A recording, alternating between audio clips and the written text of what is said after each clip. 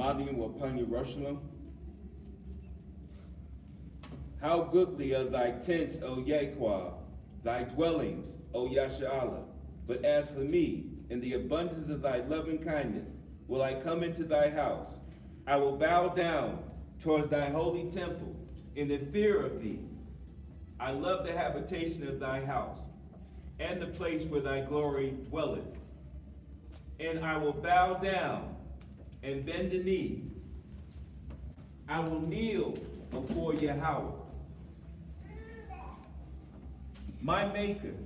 But as for me, let my prayer be unto thee, O Yahweh, in an acceptable time.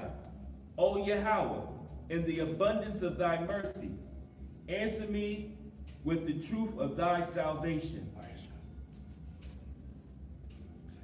Abanawa. Abanawa, Shabbat Shemayim, Kodash, Haya, Shamka, Yahweh, Malakwaka, Baba'ah, Radizaka, Haya, Aisha, Baratiza, Kahaya, Bashemayim, Talanawa, Lakam, Kal Yuwam, Wasalaknawa, Kabawaknawa, Kasalaknawa, Kabawaknawa, Wala'ah, Sabayaknawa, Balasayawan, Abal, Hawashainawa, Maran, Kaya, Laka, Hamalakwa, Wahala, Wadapara, Layalamyam, Aman, Basham, Yahawashah, Hamashiach, Aman. Psalm 121. Psalms 121. Asha, Ayanya, Al-Hahayam, Ta'ayan, Izaria, Ma'im Yahweh, Isha Shemayim, Waratiza, La'ah, Yadan, Lamawat, Regalka, La'ah, Yanawam, Shamarka, Hana, La'ah, Yanawan, Wala'ah, Yayashan, Shawamar, Yasharallah, Yahweh, Shamarka, Yahweh, Tizalka, Il, Yadyamyanka, Yawamam, Hashamash, La'ah, Yakaka, Wayanakal, Ri, Yashamar, Napashka, Yahweh, Yashamar, Tizaatka, Wabawaaka, Ma'ita, Wa'id, Iwalam, Basham, Yahushua, Hamashiach.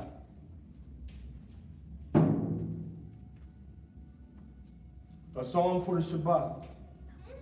Tawab, Ladawat, Lahadawat, La, Yahweh, Wa, Lazamar, Lashamka, Il, Yawan, La, Hagayad, Babakwad, Chadsadka, Wa, Amwana, Baka, Ba, Layalat, Ba, Layalawa, Ilya, Ishawar, Wa Ilya, Nabal, Il, Ya, Hagayawan, Ba, Kanwar, Kaya, Shamkatnaya, Yahweh, Bapa'ilka, Ba, Ma'ishya, Yadyaka, Aranan, Ma, Gadalwa, Ma'ishayaka, Yahweh, Ma'ad, Imakwa, Ma, Khashabat Yaka, Ayash, Ba'ir, La'ah, Yadim, Wa, Khasayal, La'ah, Yabayan, At, Za'ah, Ba, Parak, Rashayam, Rashiyam, Kamawa, Kamawa, Ishab, Isha, Wa, Wa, Yatza, Yatiza, Yatzawa, Yatizawa, Kal, Kal, Pa'ilya, Haiya, Awan, Awan, La, La, Hasha Madam, Hasha, Madam, Idwa, Itwa, I, Wa'ata, Wa'ata, Marawam, Ravawam, La, La, Ilam, Elam, Yahweh, Yahweh, Kaya, Kaya, Hana, Hana, Ayabyaka, Ayamdaka, Ya, Ya, Taparanwa, Tapayawa, Kal, Kal, Pa'ilya,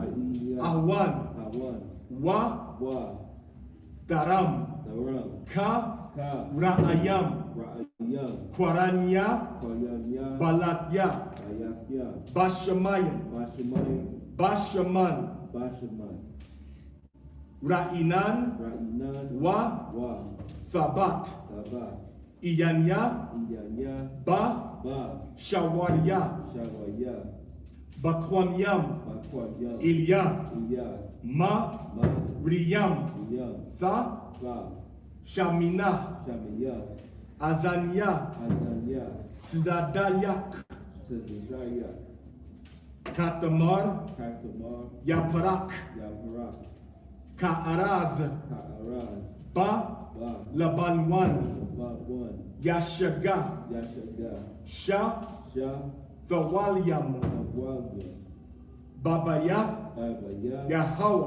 Yahweh, Khatzarwat, Katazawa, Paryakwa, Lapayak, Iwad, Iwad, Yana, Ya, Wabwan, Wagwan, Ba, Ba, Shayabah, Shabba, Dashanyam, Dashayam, Wa, Wa, Ra'inanyam, Rariyam, Ya, Ya, Hayawa, Haywa, Khaya, Kaya, Yashar, Yashar, Yahweh, Yahweh, Tzawariya, Tazawa, Wala'a, Wala'a, Iwalata, Iwalata, Bawa. Bawa, Hallelujah. Hallelujah.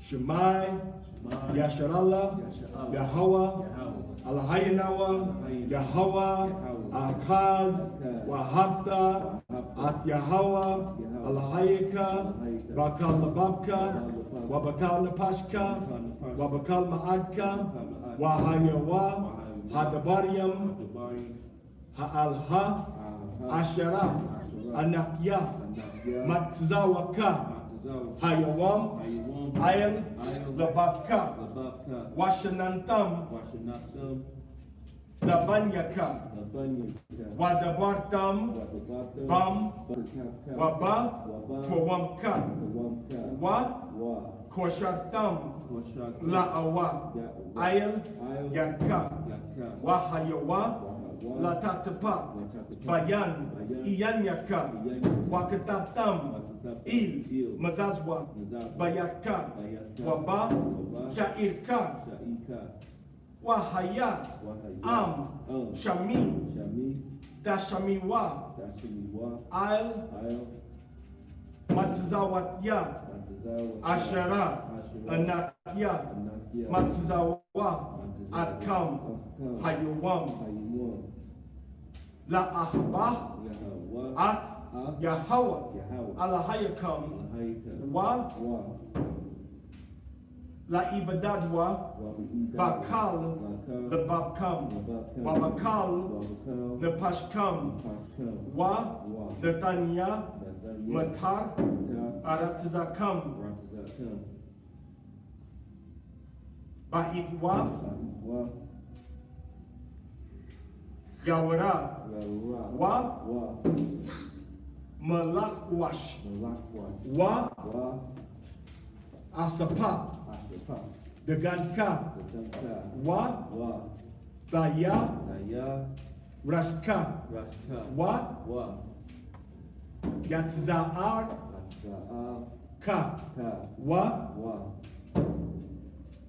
Netatya, Satya, Ishab, Isha, Basharka, Bashaka, La, La, Bahamatka, Bahamaka, La'a, La'a, Khalak, Kalak, Wa, Wa, Shaba'ith, Shabai, Ha, Ha, Shemar Wa, Shema, Wa, Lakam, Lakam, Pan, Han, Yapata, Wapata, Labab Kam, Patap, Wa, Wa, Saratam, Ratam, Wa, Wa, Ibatam, Ibato, Allahayim, Allahayim, Akariam, Akari, Wa, Wa, Hashatak, Ashtak, Wayatam, Wayutam, Laham, Laham, Wa, Khara, Hara, Ak, Bakam, Bakam, Wa Aitzar, At, Ah, Bashamayim, Ashima, Wala'a, Wala'a, Yahaya, Yahaya, Matar, Waka, Wa, Wa, Ha'adama, Hadamwa, La'a, La'a, Natan, At, Ah, Yabawala, Wa, Wa, Abad, Ashura, Natan Lakam, Daniel, Wa, Wa, Shematam, Watam, At, Debariya, Tabaya, Alha, Aha, Il, Il, Labakam, Labatam, Wa'il, Wa'il, Napashkam, Napashkam, Wakoshartam, Washington, Adam, Adam, La'awat, La'awa, Il, Il, Yakam, Yakam, Wa, Wa, Hayawa, Hayawa, Latatapat, Latatapat, Bayan, Bayan, Iyan Yakam, Yakam, Wa, Wa, Lamatam, Watam, Atam, Atam, At, Ah, Banyakam, Bayakam, Ladabar, Bam, Bam, Wabayaka, Babayaka, Babayaka, Waba, Waba, Lekatka, Makaka, Badara, Badara, Waba, Waba, Shakaka, Kaka, Waba, Waba, Kowamka, Watam, Wakatatam, Wakatap, Ael, Ael, Mazawazwa, Madazwa, Bayaka, Bayan, Waba, Waba, Sha'iriaka, Sha'il, Lamain, Yain, Yarabwa, Yara, Ya, Ya, Yamayakam, Yamayakam, Wa, Wa, Yamayaka, Yamayaka, Banyakam, Bayakam, Ael, Ael, Ha'adama, Hadama, Ashara, Ashura, Nashabi, Yashubi, Yahawa, Yahweh, La, La, Abat Yakam, Abakikam, Latath, Yutam, Laham, Yaham, Kaya, Kaya, Maya, Maya, Hashemayim, Ir, Il, Haratza, Rasiza, Wa, Wa, Ya Amar, Yahawa, Al-Masha, Ama, La Amar, Wa, Ama, Dabar, Devar, Albanya, Albanya, Yasharala, Yasha'ala, La Amartam, Ayamatam, Alham, Aham, Wa Aishawa, Wa Aishwa, Laham, Yaham, Tzayatza, Tanyatza, Il, Il, Kanapya, Nafya, Bagad Yaham, Wahab Yaham, Ladartam, Tapdam, Wanatanwa, Balatam, Ayel, Ayel, Tzayatza, Tanyatza, Akanap, Akana, Patyal, Atyal, Sakalat, Asaria, Wa, Wa, Haya, Lakam, Yakam, La, La, Tzaya, Tzat, Zaya, Wa, Wa, Ra'ayatam, Ayatam, Alwa, Alwa, Atwa, Afwa, Wa, Wa, Dekatam, Hakatam, Atkal, Akal, Matzawat, Matzawa, Wa, Wa, Aishayatam, Shayatam, Adam, Wala'a, Wala'a, Tha, Da, Tawarwa, Wawa, Akarya, Akaya, Lababkam, Babakam, Wa, Akarya, Iyanyakam, Ashara, Atam, Dam, Zanayam, Zayan, Akaryaham, Akarya, Lamain, Tazakarwa, Wa, Wa, Ishayatam, Atkal, Akal, Matzawatya, Matzawa, Wa, Wa, Hayayatam, Ayayatam, Kodashyam, Kodashya, La Alhayakam, Lao, Ayahaya, Anya, Yahawa, Alhayakam, Ashara, Hawatza, Atyakam, Hawatza, Awatza, Atya, Adam, Maratza, Matzaryam, La Hayawat Lakam La Alahayam Anya Yahweh Alahayakam Aman. Tindabarium Kakad Anya Yahweh Alahayakam Asherah Awatiza Atyaka Maratiza Matizarium Babayat Ibadium La'a Yahaya Laka Alahayim Akarium Alpanya La'a Ta'isha Laka Fasal Wala'a Ta'ibadam La'a Talakwak Sham Yahweh Bashawa Zakar Hayawam Hashabat La Kodashwa Kabad Abaka Wa Amaka La'a Tarazak La'a Dana'a La'a Daganab La'a Da'ina Shakwat La'a Dakamad Kal Ashera La Ra'aika. First greatest commandment, Shema Yasha'ala Yahweh Alahayino Yahweh Akkad Wa Hafta At Yahweh Alahayika Wa Kal Lababka Wa Bakal Napashka Wa Bakal Na'adka. Second greatest commandment, Ka Akkad La'at Kwam Wa La'at Tar At Banya Anka Wa Hafta La Ra'aika Kama Waka Anya Yahweh. Zakar Wa Ha'asha.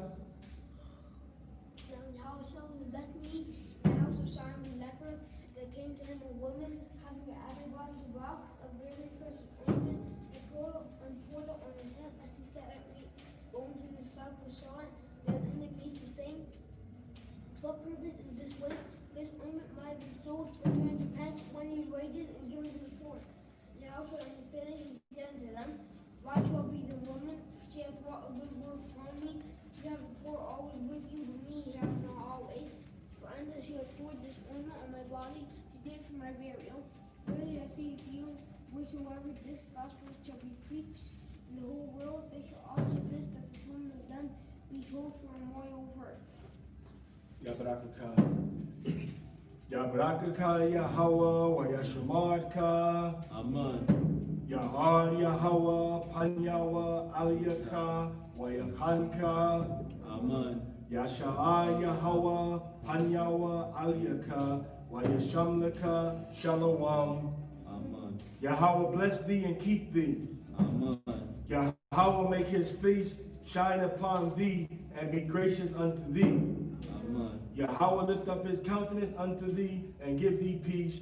Aman. Hallelujah. Hallelujah. Hallelujah. Hallelujah. Hallelujah. Hallelujah. Yahweh Barak Rapah Shamar Chazak. Barak Rapah Shamar Chazak. Aman. Yahweh Barak Rapah Shamar Chazak. Aman. Basham Hamashak Yahushai. Hallelujah. Hallelujah. Hallelujah. The water. Damyad. Aman. Aman.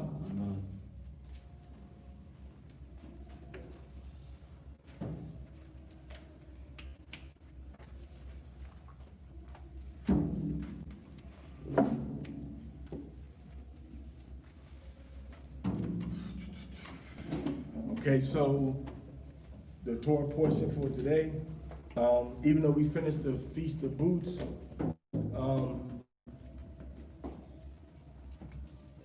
2 nights ago, okay, we in Deuteronomy chapter 14. The theme is the Feast of Booths, kind of just to review the law, the laws of the holy days, and different topics. So we're going to start in Deuteronomy chapter 14. Verse 22, Shabbat Shalom. Shabbat Shalom. Let's have everybody say it if you mean it. If you don't mean it, don't say it. Shabbat Shalom. Shabbat Shalom.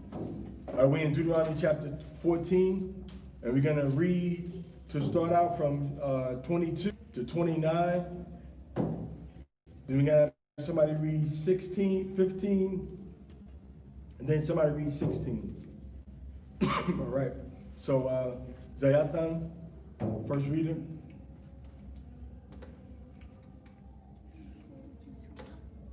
Yeah.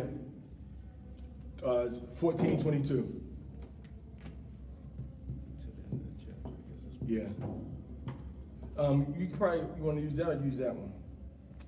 Let's see how it works out, huh? Let's start with that, see how it works out. It was already switched the way it's supposed to be. All right, go ahead. So we're in Deuteronomy chapter 14, verse 22. Everybody there? Okay, go ahead. You shall tithe. A little louder. You shall tithe the entire crop of your planting, the produce of the field by year. Okay, go ahead. And you shall eat before Hashem Yahweh your Elohim in the place that he will choose to rest his name. There the tithe of your grain, your wine, and your Elohim all the days. Okay, go ahead. If the road will be too long If the road is too long, for you, so that thou art not able to carry it, so that thou art not able to carry it, because the place that Hashem Yahweh, your Elohim, will choose to place his name, there is far from you. For Hashem Yahweh, your Elohim, will have blessed you. Then you may exchange it for money. okay? Wrap up in money in your hand and go to the place that for cattle, for flocks, for wine, or for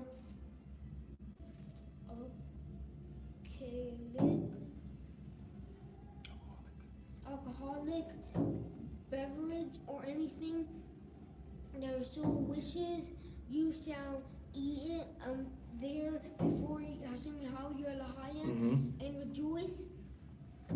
You and your household. Right. You shall not forsake the Levite who is in your cities, for he is no portion or inheritance with you. Okay. And at the end of 3 years, Right. you shall take out every tithe of your crop in that year and set it down within your cities. Then the Levite can come, for he has no portion or inheritance with you, and the proselyte, the orphan, and the widow are in your cities, so they may eat and be satisfied, in order that Hashem Yahweh your Elohim will bless you and all your handwork that you may undertake. Okay. Kala Shara. The body Yahweh. Na'isha. Nashemai. All Yahweh said, All that Yahweh said will do in here. will we do in here. Yeah. So when we look at this passage, we see that the Most High wants us to pay tithes because he's the one that gave us the increase of our seed in our fields and increase of our husbandry with our flocks. It was the Most High that gave us the increase through our seed, through the land that we planted, okay? And he gave us the yield of our crops and also the yield of our livestock, sheep, cattle, goats, etc. And we are supposed to tithe from whatever the land yield to us and give that portion to the Most High, all right? We also see in verse 24, it says, when you have a journey that's too far for you to carry your tithes, which is your livestock, your animals, your crops, that you were supposed to convert it into money, sell it where you're residing at that location, bind up your money and then bring it to that place which was Jerusalem, and then convert it into whatever your heart desires. In the other verses it says lust, okay? Whatever your heart lusts after, you can convert that money into that and then commemorate the convocation to the Most High, all right? So that's where we see the exchange of goods for money, and the purpose of that money was to sojourn to Jerusalem to commemorate the Passover and the Feast of Unleavened Bread. And Shabbat too. And Shabbat, the day of Pentecost, which is 50 days after the second day of Passover.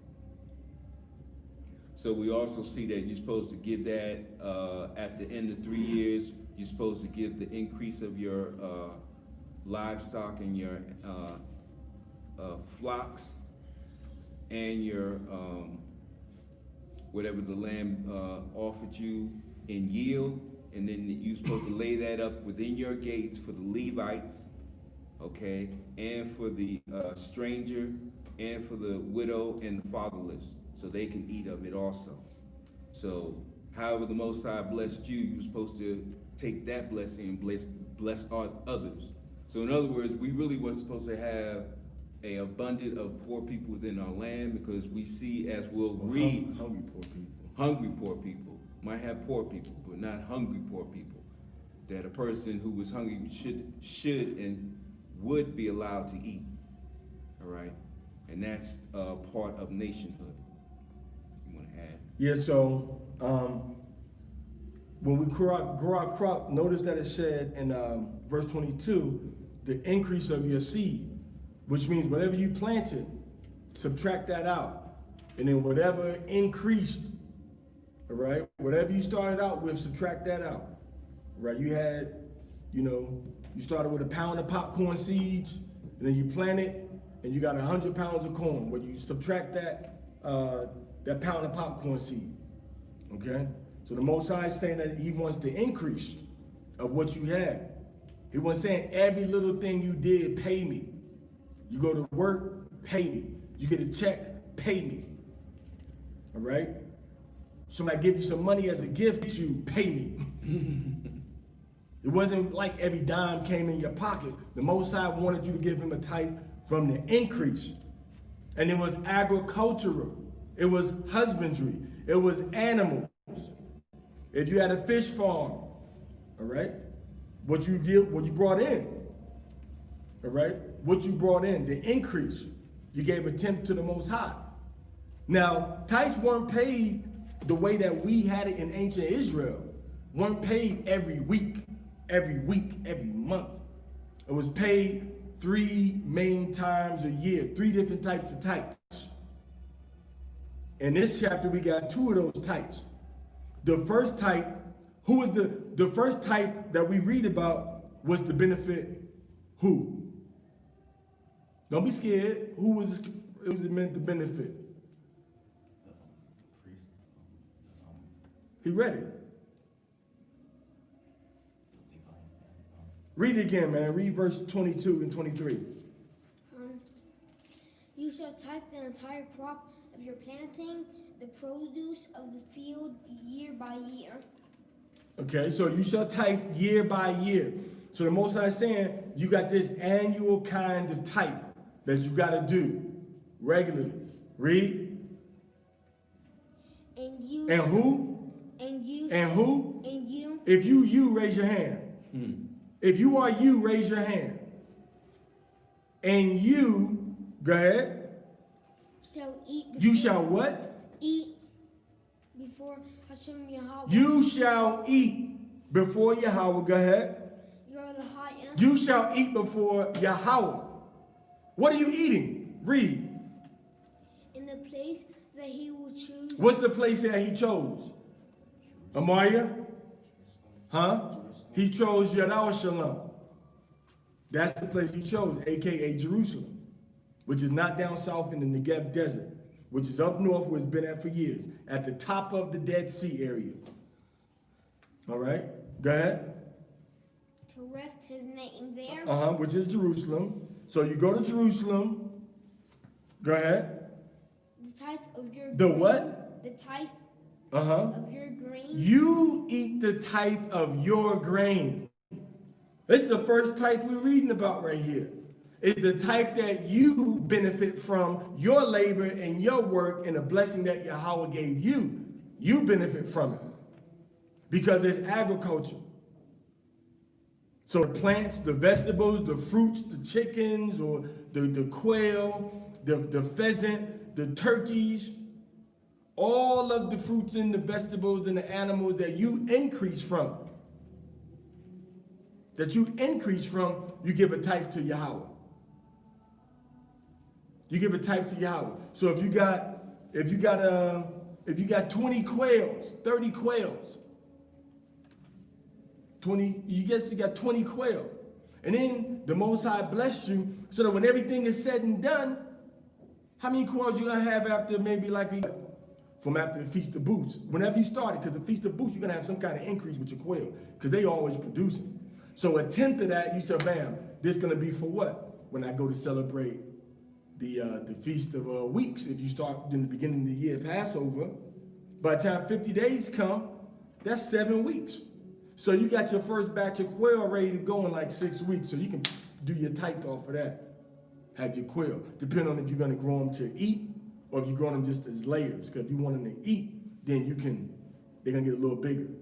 But if you got so and so many amount of eggs, you gotta give the Most High 10%. You gotta give the Most High 10%. He's not asking for much.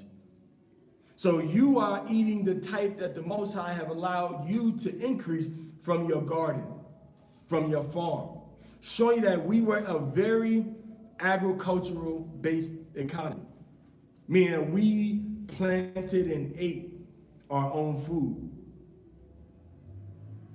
All right? So he says the grain and what else? The grain and the wine, the alcoholic beverages, you paid your tithe off for that. People were increasing wine. Oil. All right? Wine, and from your wine, whatever you started out with, the volume that you started with, your grapes and stuff, then you would pay a tithe off of that. I produce, so many gallons, 10% goes to the Most High. But that 10%, the Most High said, you use it to feed and to satisfy yourself at my holy days when you come to Jerusalem to celebrate. And then let's suppose you live way in another side of Israel, right? Or let's suppose you just couldn't get everything there. You live too far. What did the Most High say to do? He said to take it and turn it into what? What did he say? He said your grain, your wine. No, what did he say? Take it and change it into? Anybody? Money. Money. And then when you sell your vegetables, your fruits, your quail, your sheep, your goat, Most High ain't no vegan. Most High don't condone veganism. The Most High didn't promote veganism. You know what promote veganism? Is Islam, Hinduism. Ask anybody from India. The highest level of Hinduism is strictly vegan. That's where that comes from. Ain't no culture on the planet Earth that's vegan, that only eat vegetables besides people in India, and that was a religious practice. So I'm not saying veganism and vegetarianism is of the devil, but I'm saying it definitely ain't of the Most High. Most High definitely didn't promote us being vegans and vegetarian. Now, if you got a health problem, what did Paul say? Paul said that he that is strong eateth what? All things. But he that is weak eateth what? Herbs. Now, we know we ate meats, fish in moderation, because you can get a higher intake of certain types of amino acids and proteins and minerals from your vegetables. But you can't get like a lot of stuff that you get from the meat, from the vegetables, that's exclusively in the meat, all right? Because most of your creatine is gonna come from the meat, right? They don't have a lot of creatine in vegetables and fruits, do they? Not like that. Your creatine, your higher concentration and percentage of it is gonna be inside of the meat, right? From some studies. Okay, now we know that in ancient times, the athletes and all those type of people, they did eat a lot of vegetables, but they didn't have exclusively vegetarian diets, right? Right. It wasn't exclusively vegetarian, but they ate a lot of vegetables. Your body can process it, it can metabolize faster, it turns into energy faster, right? As opposed to the meat, that's for something long-term for your body to build up. Like, for example, you can eat agar, or you can eat different types of mosses, Irish moss and sea mosses, to build up your cartilage. And also you can eat, chicken, lamb, and cow and goat gristle. Builds up and strengthens your joints also. Keeps all this strong. Because what gets depleted, that you eat that cartilage and it extracts what you need from that cartilage, and then it puts it back right here, back right there. Make sure it keeps your joints strong. Make sure they don't get too weak, you see? And you can't get a lot of that. You may get some from vegetables, but you get a lot of it from your meats too. So the point is that the Most High said, when you increase, he wants you to pay your tithes from your flocks and from your herds. And then he said, take that, change it into money. And once you change it into the money, you go to Yadar Shalom. And now you got people that's selling you fruits and vegetables and animals and eggs and wine to celebrate the feast day. So the tithe was benefiting you. One of the tithes benefited you. All right. Now the Most High said that you and your household rejoice before Yahweh. So when he said rejoice before Yahweh, what does he mean? Feast. To feast, and what else? Give me another example of rejoicing. Somebody. Feasting, dancing, having food, what else? Because you can't have dancing without what? Singing. And you got singing and dancing, you might as well bring in the what? Music. Bring in the music. So music, singing, dancing, and food, right? During these feast days. The Most High said, rejoice before him. So this was a family affair. Wasn't the time to be like, well, I'm gonna just go off and be by myself during these feast days. I'm gonna just isolate myself. It was time to be together. Fellowship. That's why I said, look, everybody come up, let's go in the booth. Everybody come on, let's go sing. Everybody come on, let's sit down at the table and let's eat or whatever. The time to be together. All right? This is where the so-called white man get all these holy days, so-called holy days, Thanksgiving, which is really Snakesgiving and Takesgiving. All right? He takes your land while he's giving you a bullet. Slaughter giving. All right? Snakesgiving and Takesgiving. All right, so the Most High said, rejoice before me during these time periods. And then he said, every 3 years, what do you do? Now, let's go back. When you went to these feast days, you made sure that you had the Haitians with you, that you had the Levites with you also to rejoice before Yahweh. Now, there's another type that you paid every 3 years. Every 3 years, you had another type that you paid. And that type was to benefit Gentile that lived among you. It was to benefit the person who didn't have a husband because her husband died. And it was to benefit the person who didn't have a father because his father had died and his mother hadn't remarried. But either way, the father, he didn't have a father. She didn't have a father. And the husband was dead. So the Most High said, make sure every 3 years, when you bring everything in, you store it up.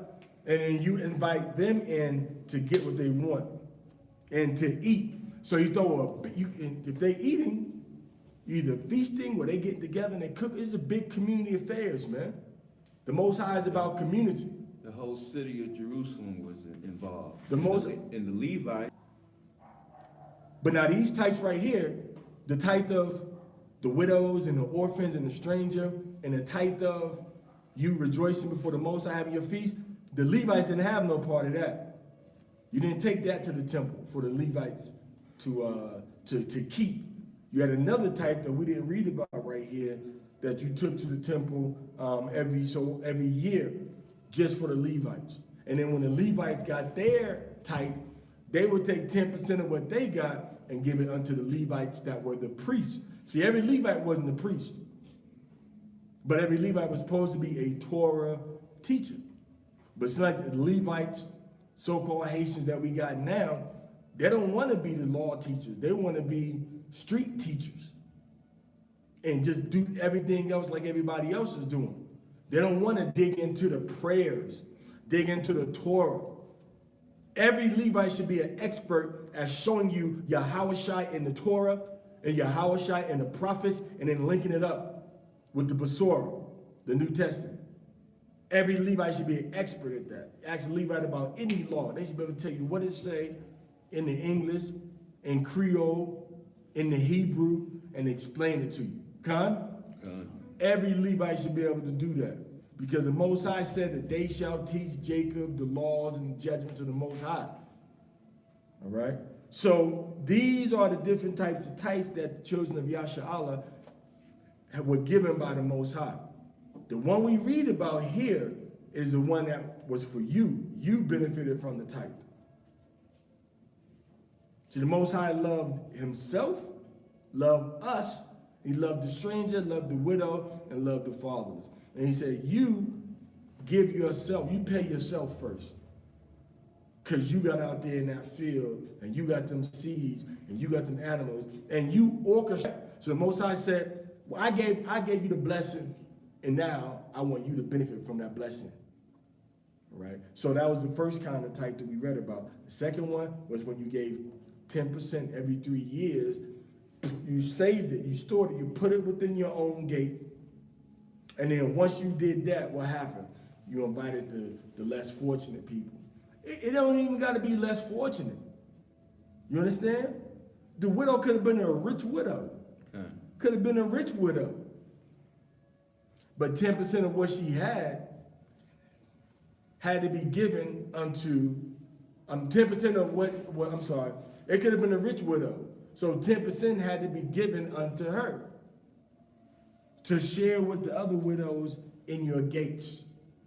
Basha'ir yakam, in your gates. Or Basha'ir ka, or Basha'ir yamka, in your gate, or in your gates. But it always puts it in a, remember now, if it was too far, you had to take it and sell it, and then take the money from it. Everybody understand that? All right. All right, let's go, chapter 15.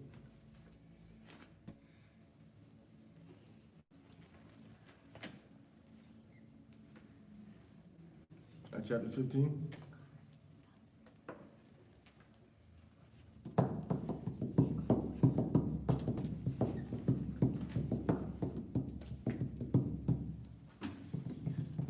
Deuteronomy chapter 15, verse 1. At the end of 7 years, you shall institute a remission. This is the matter of the remission. Every fellow shall remit his authority over what he has lent his fellow. He shall not press his fellow or his brother, for he has proclaimed a remission for Yahweh. You may press the Gentile, but over what you have with your brother, you shall remit your authority. However, may there be no destitute among you. Rather, Yahweh will surely bless you in the land that Yahweh, your Elohim, will give you as an inheritance to possess it, only if you will hearken to the voice of Yahweh, your Elohim, to observe. You will lend to many nations, but you will not borrow. You will dominate many nations, but they will not dominate you. Okay. So now, let's break this down real quick.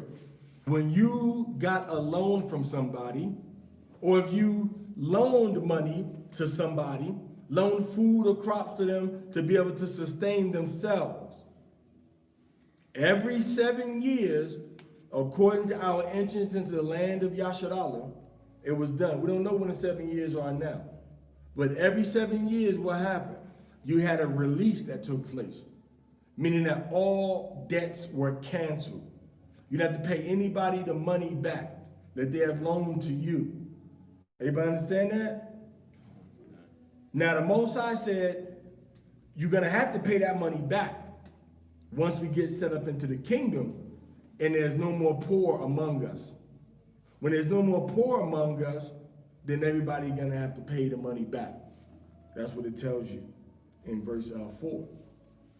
So now, as long as we got people among us, as long as everybody isn't wealthy, every 7 years when you loan somebody money, they have to pay the money back to you. But on the 7th year, the debt is canceled. On the 7th year, nobody pays back the money. Everybody understand that? So now the Most High also said that the Most High has blessed us, and when we get into the kingdom, we are going to be loaning money, all right, to many nations, all right? We're going to be loaning money to many nations, and they're going to give that money back to us. Even in 7 years, all of the Gentiles have to pay the money back. 7 years, 6 years, 14th year, 21st year, they got to pay the money back every time. It doesn't matter what year it is. So the Gentiles were exempt from this particular law. In other words, they're not exempt from the law per se, but they exempt from having their debt canceled. Right. They don't get debt relief. All right. They didn't get a debt relief. They had to pay the money back. Read verse 3. Look in verse 3 and tell me in the Hebrew what it said.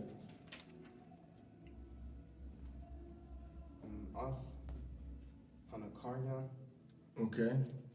Nagash, Wa'ashar. All right. So the Nagad, the stranger. You said Nagad, right?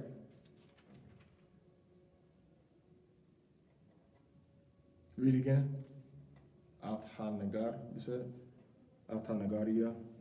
Hanakarya. Nakaria. Okay, so the people that lived among you that weren't from you, that was of another nation, the Gentiles, the foreigners. You see?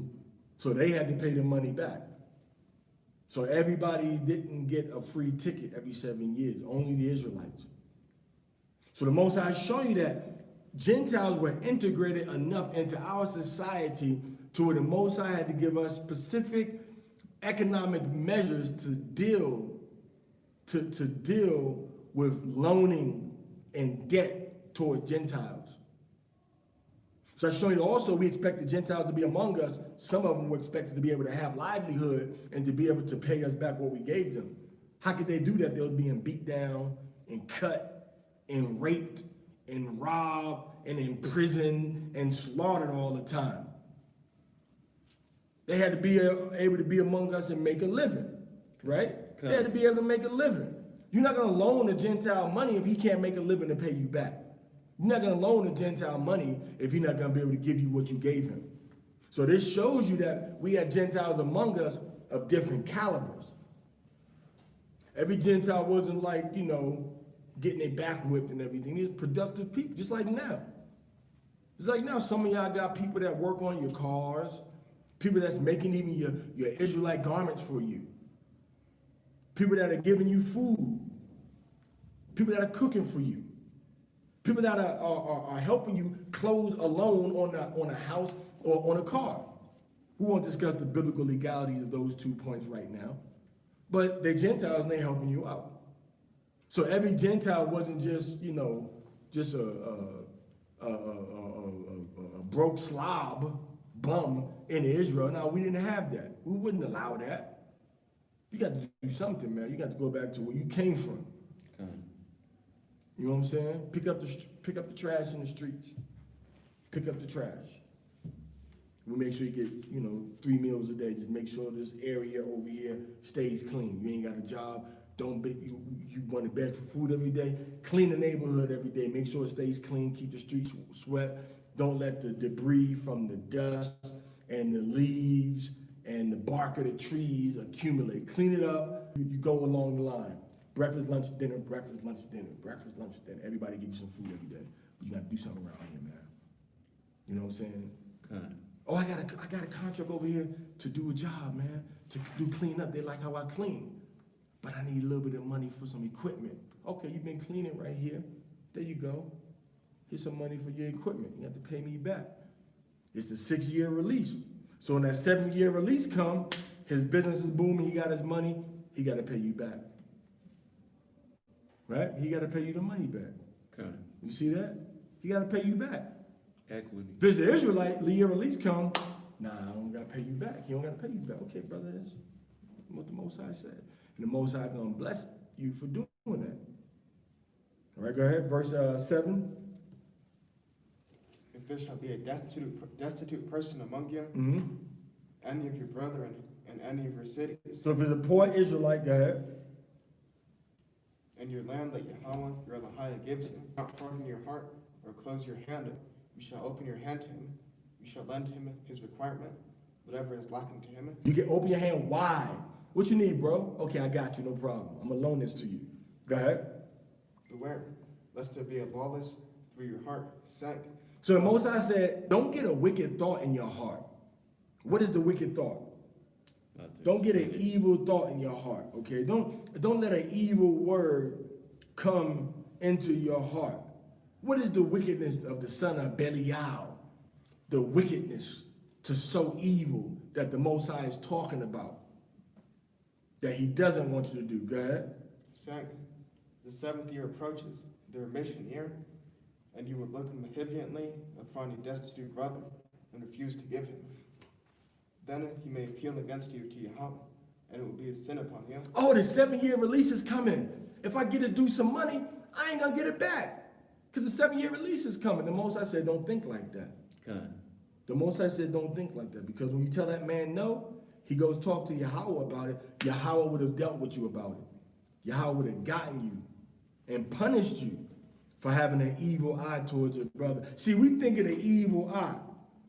All right, the scripture says your eye be evil against your poor brother. We think of the evil eye as somebody trying to envy you. You know, in the culture that they have in Israel and Turkey and in Greece, they got the little blue eye to keep people from envying you or having evil thoughts. Now, the evil eye that we're talking about right here was you having and you looking down upon. See how the Gentiles reversed it?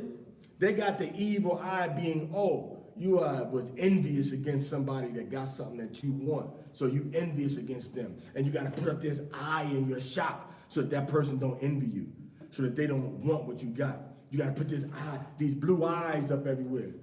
Like when we first arrived in Turkey, boys like, man, what is it? Got blue eyes everywhere, right? In the ground. Blue eyes everywhere, in the ground, on the walls, on the buses, on the local buses, the big buses inside the restaurants, outside of the building, blue eyes everywhere. Oh, that's the witchcraft. Earrings, that's the witchcraft to protect people from the evil eye, so they don't look at you and envy you. And when they got that blue eye, that We're at the first place. Kushadasi, There was one in a bag on the window. okay, I think that was Karada Zayaz has bought it, but he says it disappeared. It was one in the bag, you know what you're talking about? Yeah, he bought one to take it back. I don't know why he got the bag and then it disappeared. All right? Somebody must have been envious against it. Right. You know what I'm saying? So that evil eye, man, the evil eye that Yahweh is talking about is when you already got enough. You already have something. Everything good over here? You already have something. And then people, you looking down upon people. That's what Yahweh hates. Right. When you got it, but then you so selfish and you so stingy and you so self-centered that you don't want to give to your brother that needs it. And you can see he needs it. The Most High said, don't let your money rot under a rock. Give it to your brother when he has a need. So that's what this is talking about. When you see your brother have a need, don't say, oh, he gonna get that for free. I can't give him no money because the year release is coming up. Now, when the year release come up, man, the Most High says still loan to your brother. Okay. But don't tell a brother, bro, come on, man. You being ridiculous. You gonna wait for the year release to ask me for a $10,000 loan? Nah, bro, I can give you a stack to do, I can give you a stack. And you ain't gotta pay it back according to the law, but come on, I can't afford to give you 10,000, man. You know what I'm saying? That's So wisdom. be reasonable, brother. Be reasonable. That's So applying wisdom. So the Most High showing you that. Why the Most High got a law like that? Because the Most High understands the human nature of people. Kind. That you are naturally selfish. You naturally gonna jump up and down, gonna scream, gonna kick, gonna holler, gonna scratch when somebody got something that you want. Every last one of us did that when we were babies.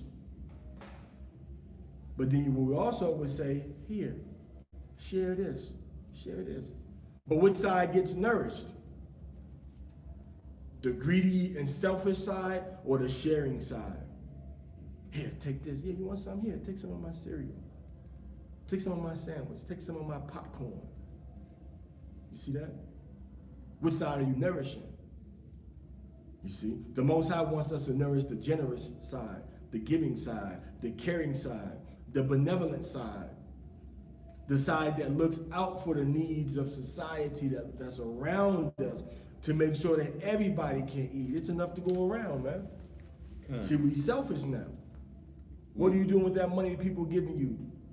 You're getting the cash app, fulfilling your dreams. What? Who's getting money back? You see, there's people that get money and they're like, man, okay, so-and-so asked me for money. Let me go help so-and-so with this. Oh, this brother over here, he needs something. This brother, he needs something. This sister needs something. Let me go and give the money. But then you got that one brother, that one sister that always needs something every time. Mm-hmm. Nah, bro, what I'm gonna get you, I'm gonna give you a box of M&Ms from Sam's Club. You better get your children and y'all sell these M&Ms. Don't just sit back waiting for somebody to give you some money. Oh, I ain't got, find something to do to make money. It could be something small, it could be something, simple. If you got money coming in and you want more money, find something to create to get more money. Find something to create to have more money coming in. But the Most High said, if you're a poor person and you need that loan. See, a loan is something you're going to do something and intend to pay it back. All right? So that's what the scriptures is talking about. But then if the 7-year release comes, you don't got to pay that money back. So still help your brother. Meaning that even if you got a brother that you know he's not going to be able to give you back, don't turn your back on him. Right. Still help your brother out, man. And Most High looks at all that. It's nothing worse, man. It's nothing worse. You already humbled yourself to do what feels like begging to somebody. And then for that person to shut you down, like, nah, you can't have nothing. That's a bad feeling. That's a bad feeling. So when your brother has a need, your sister has a need, help them out if you can. And even if sometimes you might even have a better solution. You might be like, well, you know what? Instead of me giving you money so you can go out and, buy a bag of rice, why don't you come in here and help me, harvest this rice? And I'll give you a bag, and then this, and then that, and then that. I'll give you more. Something like, nah, I don't want that. I just want you to give me. I don't want to do nothing to get it. You see that? You're a healthy body. You could be able to do something to get something that you want to. It's nothing more, it's nothing more, but it's very good when you're able to help somebody get on their feet and give them ideas and resources to make more things pop off. Make more things grow and multiply, right? Make more things. You see? So these are the things, these are the lessons that Yahweh is teaching us. Because once that person cries to Yahweh, that Yahweh would have punished you for that. Go ahead. You shall surely give him, and let your heart not feel bad when you give him. For in return for this matter, Yahweh your on the high will bless you in all your deeds and in your every undertaking. Don't be like, here, man. The Most High said, give willingly, and the Most High will bless you. Yahweh will bless you when you give. But see, this is the thing. Our people are so addicted to cigarettes, alcohol, meth, crack, cocaine, pills. They so addicted to drugs now that you don't know when you're giving somebody money for drugs or money for something they really need, man. So now you got to be extra careful. Know to whom thou doest good. You got to make sure that you're not giving it to somebody that's just gonna be just, you know, fiending. You see? Go ahead. For destitute people will not cease to exist within the land. Mm-hmm. Therefore I command you, saying, you shall surely open your hand to your brother, to your poor, and to your destitute in your land. Okay. Let's get into service. So the Most High allows you to own another human being. The Most High even allows you to own another Hebrew. Sometimes voluntarily, they give themselves to you, and sometimes because of theft, they stole something. And they might have stole something, and they might have owe you $20,000. Well, you can say, this person owed me $20,000, he's supposed to work for me. And you can be like, hey, look, he owed me $20,000. Give me $20,000, he can come over there and work for you. Okay? So let's read about that. Let's read about owning other people. There's nothing inherently, you understand, wicked or evil about somebody giving their life over to you, or you taking somebody to control their life for their benefit and for your. There's nothing inherently wrong about that. But the so-called white man, especially them Arab. Now I'm gonna be honest. From what we see historically, the captivity of the Africans and the slavery of the Africans was a lot different than the slavery of, let's say, the Ottomans in Turkey, in Dubai, or in Kuwait. Different than in America. The ones that the Arabs used and the ones that the Europeans used was more brutal. The ones that the Hamites used was closer than the slavery that we had amongst the North American Indians, where you worked with us, you were part of the family, and you just couldn't run off and go free. But you wasn't like, oh, I'm gonna kick back my feet up and you're gonna do all. It wasn't like that. It was get out here in the field and work with us. Are we finished? You can't eat with the children because you were serving. Your children gonna play together, but when it's time to eat, the servants eat over there, and the lords and the masters eat over here. The owners eat over there. Whatever the slavery, whatever the warfare was based on, it could have been warfare, you got captured. It could have been you were sold for service. You stole something. Or it could have been, I'm gonna work for you. And then the 7th year, I'm gonna say, okay, I don't wanna be free, I wanna just work for you. Join myself to you and your family forever. The same thing we read in Deuteronomy chapter 25 that happened to the children of Israel. And you can read about it in Deuteronomy, you can read about it in Exodus chapter 22. All right? The Most High tells you how an Israelite master became the owner of another Hebrew. I think it says it 22 or 21.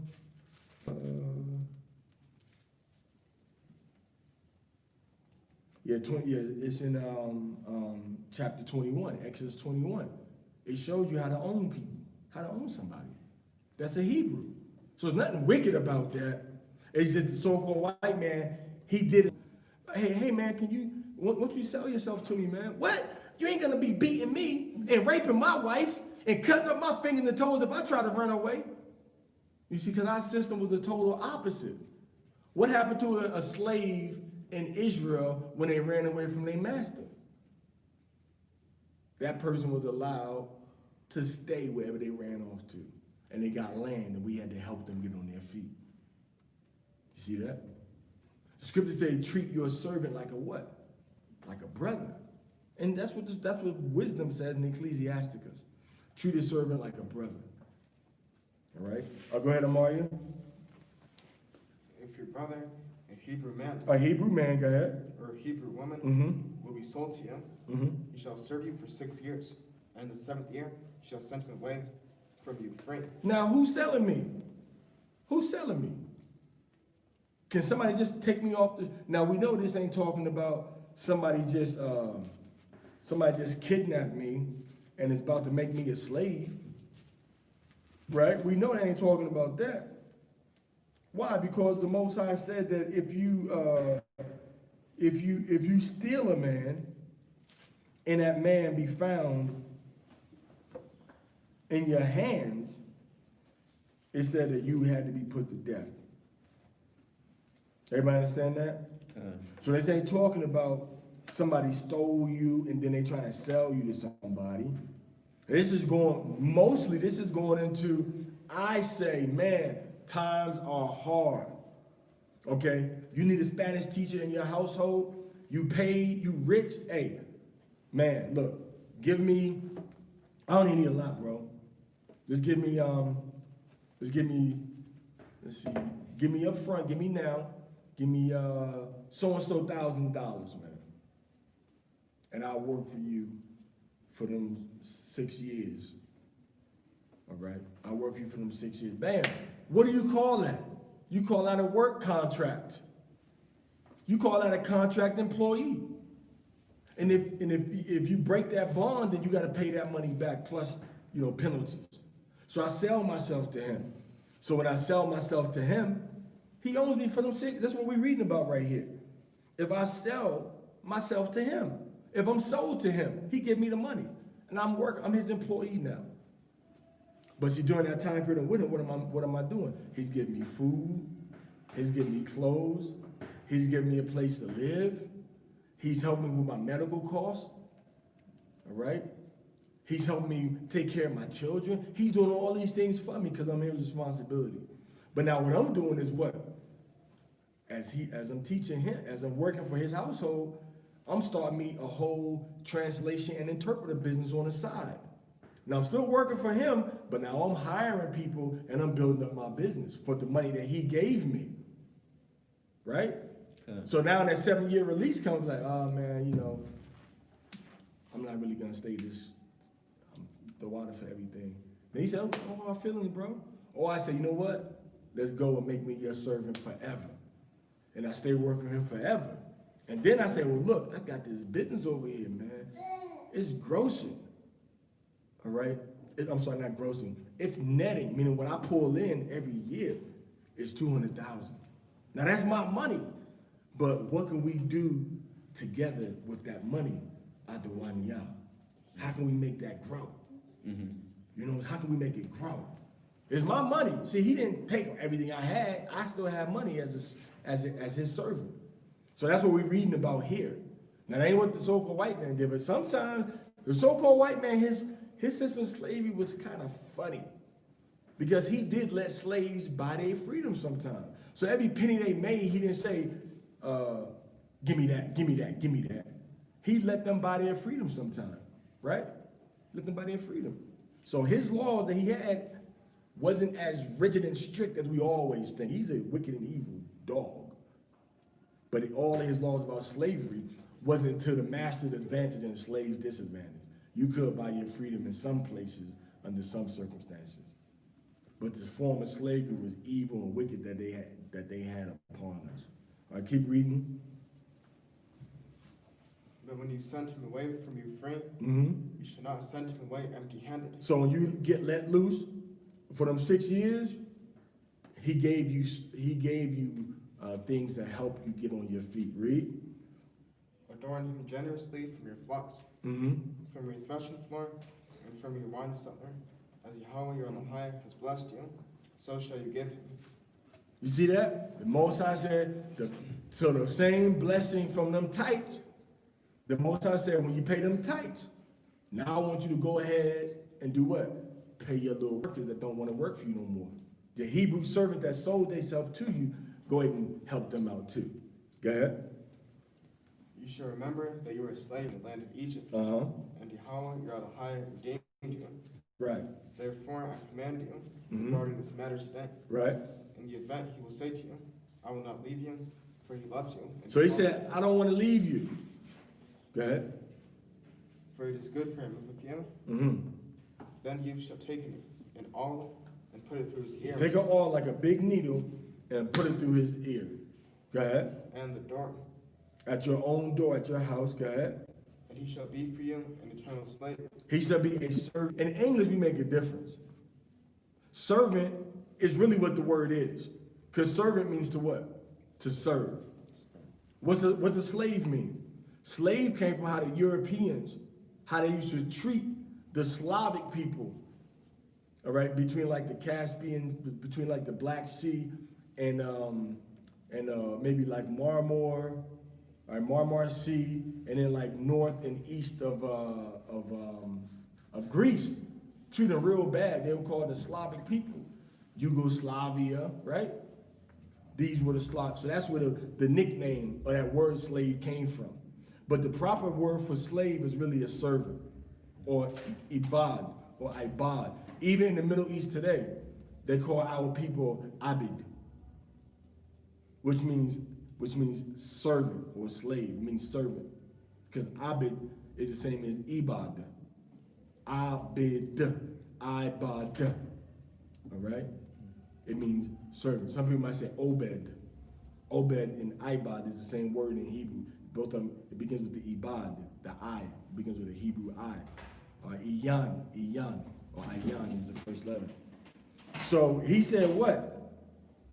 He said, you can own that man forever now. It's a voluntary submission to attach myself to his house forever.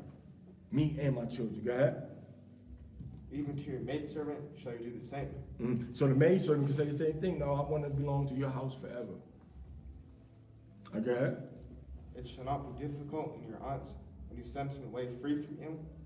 So if you send him away, the Most High said, it shouldn't be hard for you to help that brother out that's been helping you all these years. Go ahead. Because he helps you gain your increase. Right. For twice the wage of an hired servant, of an hired hand, 6 years has he served you.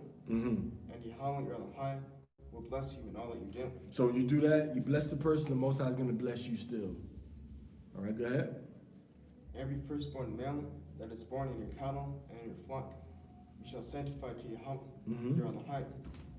You shall not work with the firstborn of your ox, nor shall you shear the firstborn of your flock. Before Yahweh your Elohim shall you eat it year by year. So that firstborn of these animals that you could eat, you had to use for the feast days. All right, go ahead. In the place that Yahweh would choose, Which is Jerusalem. you and your household.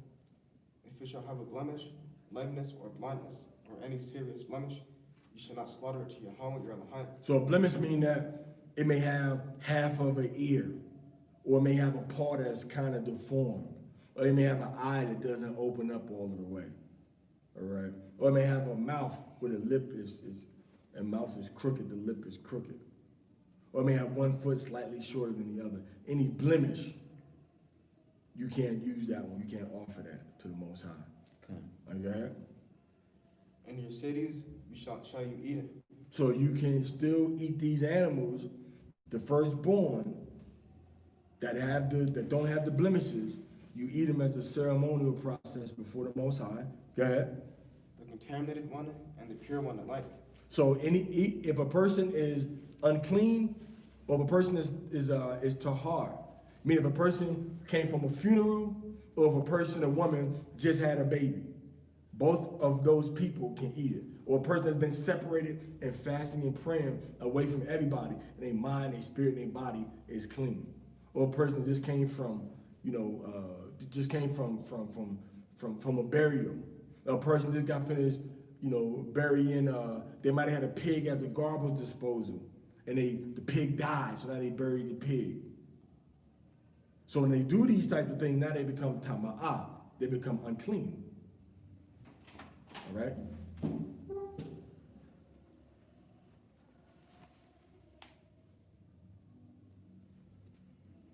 So if they become unclean, they can still eat that meat.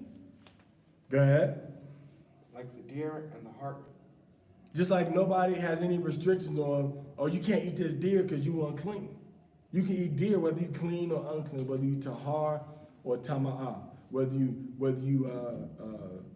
lay with your significant, whether you lay with your spouse or you didn't lay with your spouse, whether you just had a baby or you can't have no more babies, whether you went to a funeral or you haven't been nowhere near a dead body. If you clean or unclean, tama'ah or tahar, you can still eat of that firstling. is what the point is that the Most High is making. Okay. Go ahead. However, you shall not eat its blood. But under no circumstances can we eat the blood of the animal. Go ahead. You shall pour it onto the ground like water. We let that blood go onto the ground. As water goes onto the ground, we pour it onto the ground. And a lot of times when we let the water go onto the blood go onto the ground, we come back and we bury it. And what does that live? From dust you are, dust you go back to, and that blood fertilizes the soil. All right? Kal Shirah Debar Yahweh. Kala Shirah Debar Yahweh. Now shall not Shemai. Na Yishah Na Shemai. All that Yahweh said. All that Yahweh said. What we doing here? What we doing here. So, verse 23 goes into a law that the Most High said that we're not supposed to eat the blood of any animal because the spirit of the animal dwells within the blood. Leviticus 3:17. Right, Leviticus 3:17.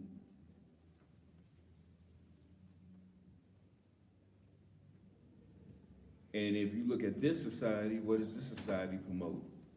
Eating meat with blood in it. Okay, Making a gravy with it. right, blood pudding, making gravy with the blood of the animal that you're cooking. Okay, medium rare or raw meat, eating that. Okay, but when we look at the other nations, they do these type of things. So this is why this is part of our separation. We separate our spirits from other unclean spirits by the laws that the Most High told us to follow. Okay. Right, chapter 16.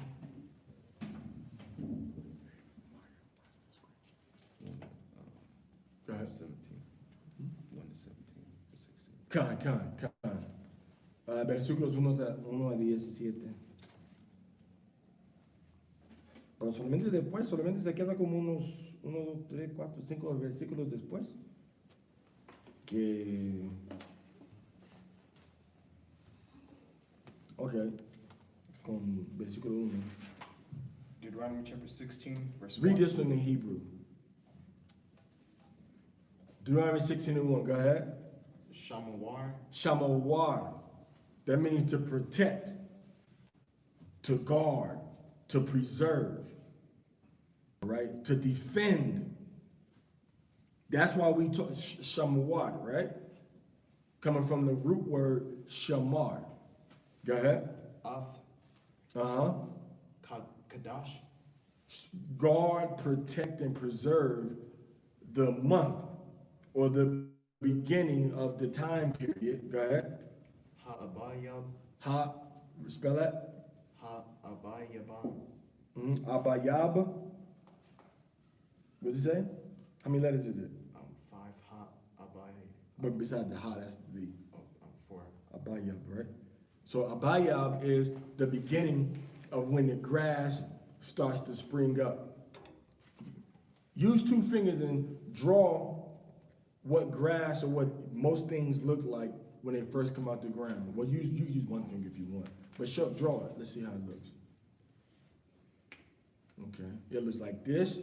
Something goes this way, and then something usually gonna go the other way, right? Like this, and then up. That's the same symbol for the first constellation, which is a how, which is a lamb, or which is a sheep that people call so-called Aries. But that's when that's the first month of the year in that first constellation. And that's the problem with a lot of people with the new moon. They looking at the moon and they looking at the harvest on the ground, but everything is being determined by the constellations, which are the lights in the firmament from Genesis chapter 1, verse 14. That are for signs, symbols, signs, seasons, days, and years. So when we talk about begin this month, observing, guarding, and protecting, I'm gonna know how to guard and protect it. Because if I'm supposed to be guarding and protecting you, and you allergic to buffalo meat, right? Am I gonna feed you buffalo? I gotta know she's allergic to buffalo. No, I can't give her a buffalo because that's not guarding and protecting. So I gotta know everything about this thing. So if the Most High saying guard and protect something, you gotta know and understand it, the ins and outs and the do's and don'ts. You gotta be on a level of wisdom to deal with the time. So this is all about a calendar right here. Guarding and protecting this month. Go ahead. What Aishyaf? Right, which means, and to do it. To do it. To do what? Go ahead. Pesach? To do the Pesach in this particular month, in this particular beginning of a lunar phase. All right, go ahead. La Yahweh? To guard and protect and to do the Passover unto Yahweh. So all this is done for the benefit of your service to Yahweh. That's what all this is done to it. So this is all about Yahweh. Go ahead. Alahaika? Yahweh, which is your power. So we have to keep and protect and preserve the first month of the year to Yahweh, which is our power. Go ahead. Kaya? For Yahweh did what? Go ahead. Bakadash? Well, I'm sorry. In the month, so guard and protect Yahweh, guard and protect the month of the growing, the month that everything starts to bud forth, the month that everything starts to grow up from the ground. We keep that to Yahweh. It says Bakadash in the month of, go ahead, Ha'abayab? Ha'abayab, in the month of the springing forth, in the month of the beginning. Look at that word, Abayab. It means father, house, hand, house. That's when a man starts to leave the house and to, what's the first letter actually mean? Not Abba, I'm sorry, my bad. It means ox. It means ox, house, hand, house. That's not, get my ox, and now I can just let the animals out to graze again. Why? Because the cold season is over. Because the rainy season is over. So I take the animals, let them go from the barns, and then I get my hand and I bring the animals back into the barn until we really get the warm stuff and they go back into the barn. But I'm also using my hand, that's the third letter, Abayab or Abib. I'm also using my hand to do what? I'm using my hand to work with the ox. The ox is used to carry loads. It's not as muddy outside anymore. Not as rainy outside. The ox is used to plant the fields, right? All clear. And to clear the fields so I can get back outside and get into nature again. To perform and to provide for me and my community. Me and my family. You see that? So this is all happening, Mazaka. This is all happening when the year begins. You see? So the Most High didn't say count a certain amount of days. What determines the days that you're supposed to be counting for your years? The constellations. Genesis 1:14. Wisdom of Solomon 13:1 and 2. Circle of stars. Job 38:32. Mazaroth. That's what determines the years. So the Most High is showing you this. Observe. You got to go back and see how the Most High gave the instructions in the other parts of the Torah. So that's why everybody want to prove things. They're going to Ezekiel. They're going to Isaiah. A place where they're not going into. What does wisdom say? Wasn't wisdom with the Most High from the foundation of the world? Okay. So everything we got to do to determine what the Most High wants us to do should be related to wisdom in some way. And where's the book at the beginning? It's Genesis. So we should be looking at Genesis to determine the doctrines for everything that we're doing. Because that's the beginning. That's where it starts. So we have to use, and we discussed this the other day. The first letter of Kadash is the Kayat, which means like a ladder or a division or like a fence. Something that has rungs in it going up and has on the side. Or you can turn it sideways. You see? It goes like this, up, you see, up, bam, bam, bam, like that, going up. Or it can go like this, sideways, right? Go like this sideways with divisions like that. You can go up, you know, bam, bam, bam across, or it can go like this, like a fence or a ladder. You take a ladder upside down, sideways, it's like a fence. All right? So what's the point we're making with that? That's the first letter of that word chadash. The word chadash is given 2 times, right? 2 times it has been determined. Chadash. Anytime you have a ladder, what is at the bottom of the ladder? No matter where it's at, what's at the bottom of that ladder underneath it? What's always going to be at the bottom of the ladder underneath it? No matter if you put it on the sidewalk, you put it in the floor, you put it on a roof, you put it in the dirt, you put it on the sand. What is always going to be at the bottom of a ladder? Surface. Beyond that, darkness. It's going to be always in darkness. When do you start to get light? When you move up from the foundation, the surface that it's on. When you go up, that's when it gets lighter. And when you go further and further up, you get more and more what? More and more light. See, that's the Kadash. It starts in the darkness. The first letter tells you it starts in the darkness. What's the first letter for life? Kaya is a Kaya. Starts in what? Starts in darkness. All right? For Chasad. All right? Kindness. Unexpected. Blindsided. Hey, man. Hey, he go $1,000. Man. You see that? That's that. It come from nowhere. It came from the darkness. You see that? At the clear blue. At the clear blue sky. All of a sudden, man. Meaning, what's a clear blue sky mean? Meaning everything was apparent, then bam, here this thing come from nowhere. Another dimension. Man, he just came out the clear blue sky. Doesn't mean he was at the clear blue sky. You see him come in. Oh, look, here he comes on the horizon. Why he's coming from the clear blue sky? It means suddenly you're looking at the sky, it's clear and it's blue, and then bam, suddenly something pops up. See, that's the Kadash. It's the Kadash. It starts in the darkness. All right, go ahead.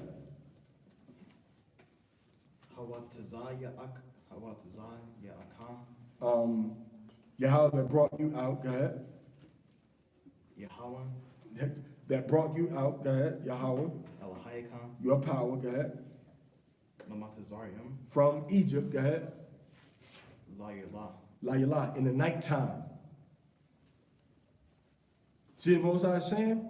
So we began our new phase in the darkness of night under a full moon. Under a full moon. You see that? The darkness of night under a full moon. Everybody see that? And then the culmination of the new moon is in the brightness of the day with the dark sky. It's the opposite when we commemorate the month. It's the darkness of the day. It's the light of the day, the darkness of the night sky. The light of the day, the light of the brightness of the day. When we get up next morning, next afternoon, it's a new moon. What we gonna have? What we gonna eat? We ain't gonna do no major work, no major labor, no major chores. What we gonna eat today? You see that? All right, no shopping. We got to worry about going to the store. All right. So that's how it starts out. But now this right here is a Kadash. Why? The Most High said the Kadash. We came out. We came out under the brightness of the moon, but that month didn't start in the darkness. In the light. It started in the darkness. Right now, the Most High say we're the children of the light, but the day doesn't start because if you use that as a doctrine about time, oh, we're the children of the light. We're the children of the light. Before you know it, you're gonna start saying, we're the children of the light. We should be keeping the Sabbath at sunrise. We should keep the Sabbath at the full moon. In the afternoon. We should keep the Sabbath right when it starts to become dawn. That's when the Sabbath starts. Why? Because we're the children of the light. So you can't use that logic of being the children of the light and use that to say, well, we should begin the time of a day, of the Sabbath, of a week, of a month, when we have a little bit of light in the sky. Nah, it's two different things. Children of the light meaning we don't deal with Satan. We don't deal with the darkness of wickedness. We don't deal with the darkness of evil. But the Most High said that he have his way in the darkness. The scripture said the Most High dwell in the thick darkness. In the beginning, the Most High said that there was darkness, and he said, let there be light. And then he said the evening and the morning were the first day, because the day starts at nighttime in the darkness. That's time. Doesn't mean the Most High or we are evil for beginning the day after sunset. It means that that's the system of time the Most High set up. It's dark, the day began, wrap it up, clean up, take you a little break, and then get up and pray and start your day. All right, go ahead. That was the end of the verse. Okay, let's go back into the, let's go to the English in verse 2. Well, we can read verse 1 again, I guess, in English. Deuteronomy chapter 16, verse 1. You shall observe the month of springtime and perform the Pesach offering for Yahweh, your Elohim. From the month of springtime, Yahweh, your Elohim, took you out of Egypt at night. So Abib is the springtime, the beginning, the budding forth of everything that grows on the earth. Well, not everything, but the budding forth of most things that grow on the earth. Right, go ahead. You shall slaughter the Pesach offering to That's when you can put the seeds in and stuff too. Kill the Pesach offering. Go ahead. to Yahweh, your Elohim, from the flock, and also offer cattle in the place where Yahweh would choose to rest his name. So you kill an animal for Passover at Jerusalem. Go ahead. You shall not eat leavened bread with it. You don't eat any bread with any type of yeast. Go ahead. For 7 days you shall eat matzos because of it, bread of affliction, for you departed from the land of Egypt in haste, so that you will remember the day of your departure from the land of Egypt all the days of your life. So we do Passover to remember that we came up out of Egypt and we came out with haste, and we remember that we were servants in Egypt and the Most High delivered us. All right, go ahead. No And the leaven- unleavened bread is because we didn't have time to allow our bread to rise. Right. So we left out of Egypt in haste, quickly. Hurry up, y'all get out of here. Korah. No leaven of yours shall be seen throughout your boundary for 7 days. So any place you live at, there's not supposed to be no leavening. Now, the so-called white Jews, they try to say you can give the yeast and your cake and your bread to give it to a goyim. Give it to a goy. The goy can keep it for you. After Pesach, the goy gives it back to you. Hashem is kind. You give the food to a goy that doesn't observe Pesach. When Pesach ends, you go to goy and you get your thing back from the goy. That's all you have to do. But it's in your coast. It's in your coast. And that's See, they try, that's- we don't control America. Now y'all do. Yeah, very Y'all much do. so. We don't control it, so we give it to the goyim, and the goyim keeps it and he gives it back to us. Now you're supposed to get rid of it, eradicate it, burn it. When we was in Israel keeping Pesach, there was burning anything that could have had yeast in it. Right.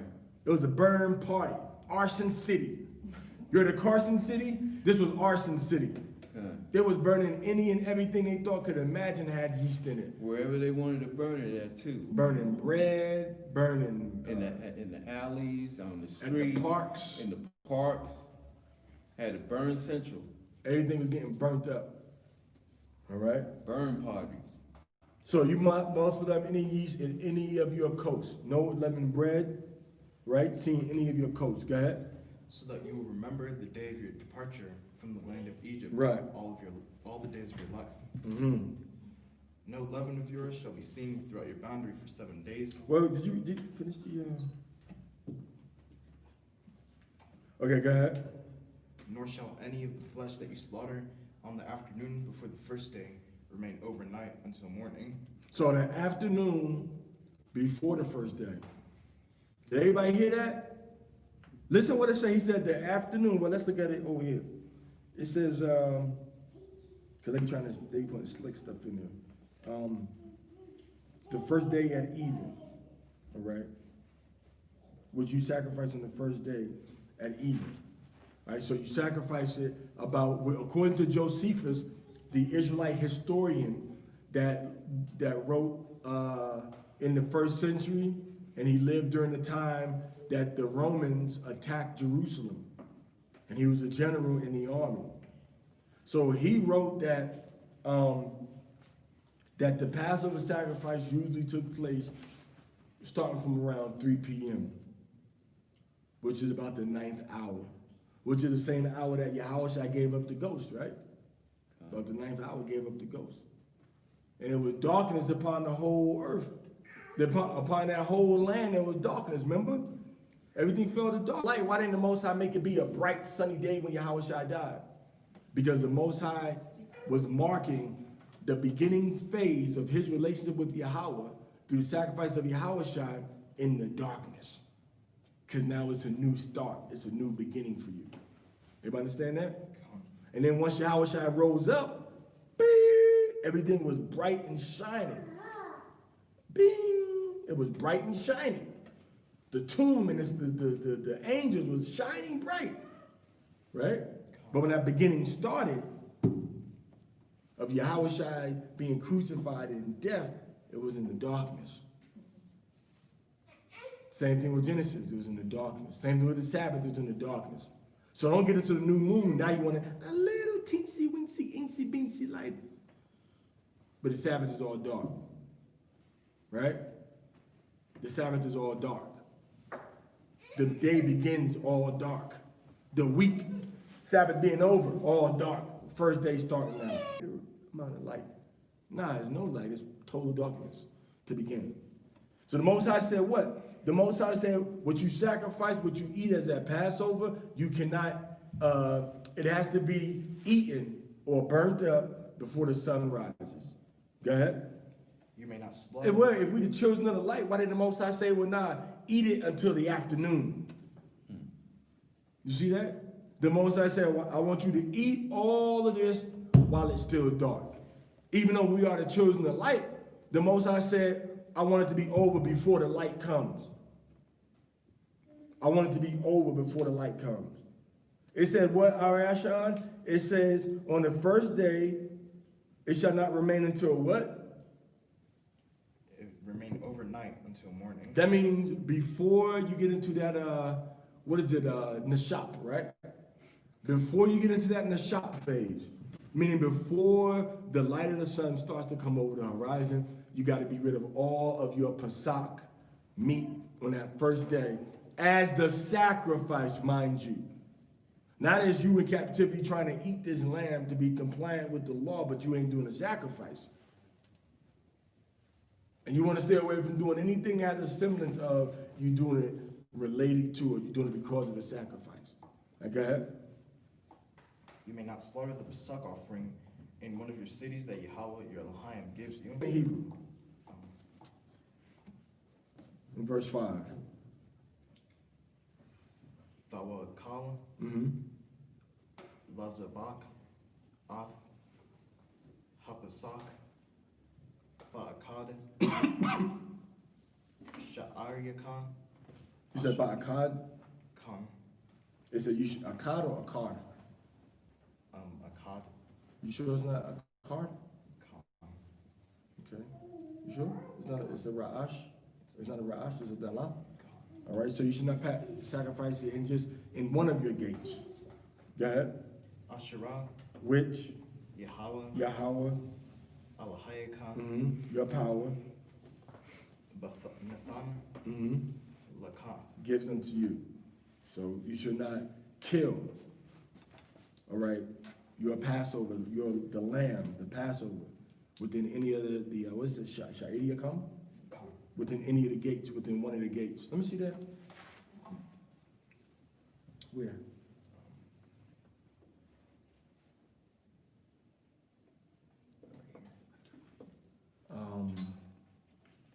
It says La'azabak.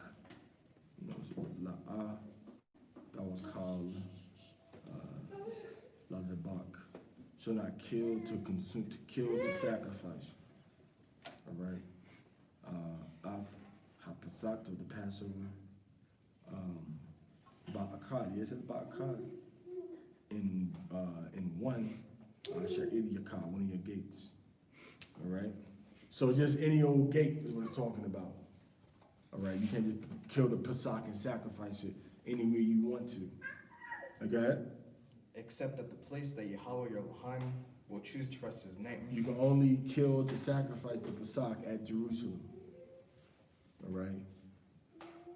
Now everybody's thinking that them going down to Tel Arad, that's what and Most High's not talking about no Tel Arad. Number one. Number two, ain't no temple in Tel Arad. I mean, we went to Jerusalem, the real Jerusalem, all right, where the Dome of the Rock is. That's the Roman Fort Antonia, where the Romans occupied when they attacked Jerusalem. Okay. You don't go in no other, you got Roman records of them being there all over that city of Jerusalem. When you go to Tel Arad or any other city, you don't got no records of no major Roman settlement taking place within miles of that place. Okay. There's no archaeology to support that the Romans invaded that city. Or army was present. Or a major army was present. Or that one of the most major battles of Jerusalem took place there. Or that the city was burnt down to the ground. Okay. You find all these things up in Jerusalem on the map by the city of David. You see? Look for the city of David. That's where everything jumped off at. Okay. And how many of y'all been to the city of David? All right? So when you go to the city of David, you see everything. You see in the city of David what it is. You see in the city of David. You see the remains, you see the temple, you see the burn marks from when the Babylonians burnt down. You see the layers of destruction and invasion that they've been able to dig up. You don't find that down in Tel Arad. There's nothing there, nothing under the ground. Buried all around. There's settlements and there's cities, there's small cities and villages, settlements, and that's it. There's nothing there to denote that any temple or major Israelite presence was there. There's no major roads leaving from that place. There's no major remnants of gates going into the lands of the children of Israel, going north and going south, going east. It's not there. It's all at the city of David area. All right, go ahead. There shall you slaughter the Pesach offering in the afternoon when the sun descends, the appointed time of your departure from Egypt. In the afternoon when the sun descends, at the going down of the sun, which means that, what time is that? What time do we call that? Tizalal. When the sun starts to go down, Tizalal, which means 3 p.m. forward. You can kind of say noon, but at 3 p.m. is when you get like a straight line. So 3 p.m. forward is Tizalal, at the going down of the sun. All right, go ahead. You shall roast it when the sun descends, the appointed time of your departure from Egypt. Mm-hmm. You shall roast it and eat it in the place that Yahweh your Elohim will choose. And in the morning you may turn back and go to your tents. Turn back and go to your booth. Turn back and go to your tents. See that? He said turn back and go into your tents. Okay. So we had a tent and we had a booth when we were in Egypt. So Moses said, you eat this lamb, and then in the morning time, that's when you go. So don't be a party poop and be like, oh, it's 2 o'clock, I'm sleepy, Pesach. I gotta go rest. Nah, Moses said, all night you up, rocking, kicking it, chilling, talking, eating, praying, singing, dancing, feasting, drinking, all night long, like Lionel Richie said. Mm-hmm. And in the morning, he said, go to your tent. In the morning, when you always go to sleep now. All right? You go to your, what's that word say? It say Ahaliyakam. The last word in verse 7, Ahaliyakam. So Ahaliyakam. Ahaliyakam. So your tent. So he said, you go to your tent. The tent that's yours. Ahaliyakam. So we were living in tents, and then during the daytime, all right, when we was up and aware and awake, we were under the sakah, under the booth. Go ahead.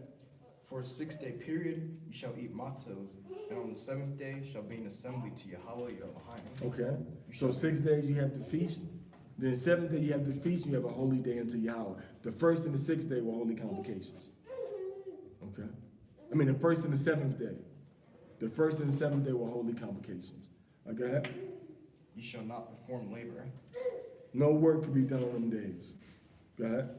You shall count 7 weeks for yourselves. Mhm. From when the sickle is first put to the standing crop, you shall begin counting 7 weeks. The sickle was put to the crop on the first day, on the first day after the feast after the first day of the Feast of Unleavened Bread on the 16th day of the month. That's not put the sickle to the corn and start the harvest. Remember, Moses said you can't harvest the crops until you present the sheaf offering before the Most High. Go ahead. Which was the first day after this. The Most High already said don't work. So on that Shabbat of Pesach, the next day after that was the first day. Go ahead. Shall you begin counting 7 weeks. To 7 periods of 7 successions, 7 complete cycles. Go ahead. Then you shall observe the festival of Shavuos for Yahweh your Elohim. So the festival of Shavuot, where you at? Verse 10. The festival of Shavuot is Chag Ha, I think it says Shavuot. Chag HaShabaiwath, the feast of Shabaiwath, the feast of sevens, the feast of weeks. Go ahead. The voluntary offerings that you give should be commensurate of how much Yahweh your Elohim will have blessed you. So you got a type that you pay at this time too. But, I'm sorry, but you also, mainly on this verse, you got the free will offerings that you brought to the Most High. Of course, get down on it, right? You got to rejoice. You got to dance and sing before the Most High. Have fun. It says who? You, your son. You, your son. Go ahead. Your daughter. You, your son, your daughter. Go ahead. Your slave. Your manservant, which is your servant. Go ahead. Your maidservant. And your maidservant. Your manservant and your maidservant. Go ahead. The Levite who's in your cities. The Haitian, the Levite that lives within your cities. Go ahead. The proselyte. The person that's a Gentile, a stranger that lives among you. Not your own brother that's visiting from a faraway place or whatever. But the stranger. Go ahead. The orphan. So they was at the Passover. They was at the celebration also for the Feast of Weeks. Strangers were there. The who? The orphan. The orphan is his father died. Go ahead. And the widow. The widow, the one whose husband was dead and she didn't remarry. Go ahead. Who are among you. In the place that Yahweh your Elohim will choose to rest his name. So they all came unto Jerusalem. Go ahead. You shall remember that you were a slave in Egypt. So you were a servant, and read that in Hebrew again. Verse 12. Yeah. Kind. What does it say out? Wazakarath. Was a Kadwath? What did it say? There's no wa. Was a Kawad? Wazakarath. Was a Kadath. So you shall remember. Go ahead. Kaya. For, go ahead. Ibad. Ibad. Ibad means a servant. Ibad means to serve. Go ahead. Hayayath. A servant you were. Go ahead. Bamatzazarium. In Egypt. Now, that's enough. I hate when they keep saying slave, slave, slave. A slave is a servant. But slave is a whole different word. You could be a servant and be free, or you can be a servant and be owned by somebody. It's all a servant. When you go to your job, what they say the fake job of the fake police is to do what? Serve and protect. To serve and protect, or to protect and serve. But you were put here to protect us, but who protects us from you? Right? KRS-One. Who protects us from the police? You see that? So now the point that we're making is this. The point we're making is you are serving. You are serving. Slave is a whole different new word. This word ibad is literally means to serve. It does not mean slave. Now a slave is a servant, but every servant isn't a slave. See, the white man had to create different categories of servants because the word that the Most High gave us wasn't good enough, which is ibad. Ibad just means that you've been subjugated or you've subjected yourself to another person to do what they need to have done. Okay? Go ahead. And you shall observe and perform these decrees. Mm-hmm. You shall make the festival of Sukkot. The Feast of Tabernacles, Chag HaSakwath, go ahead. for a 7-day period. So keep the Feast of Booths. And from your wine vat. So it's a what? It's a harvest time. You see that? It's a harvest time. So the time of planting and the time of harvesting is over. Every year at the Chag HaSakwath, every year, what does the Most High, well, most years I can remember, what does the Most High give us? Most years.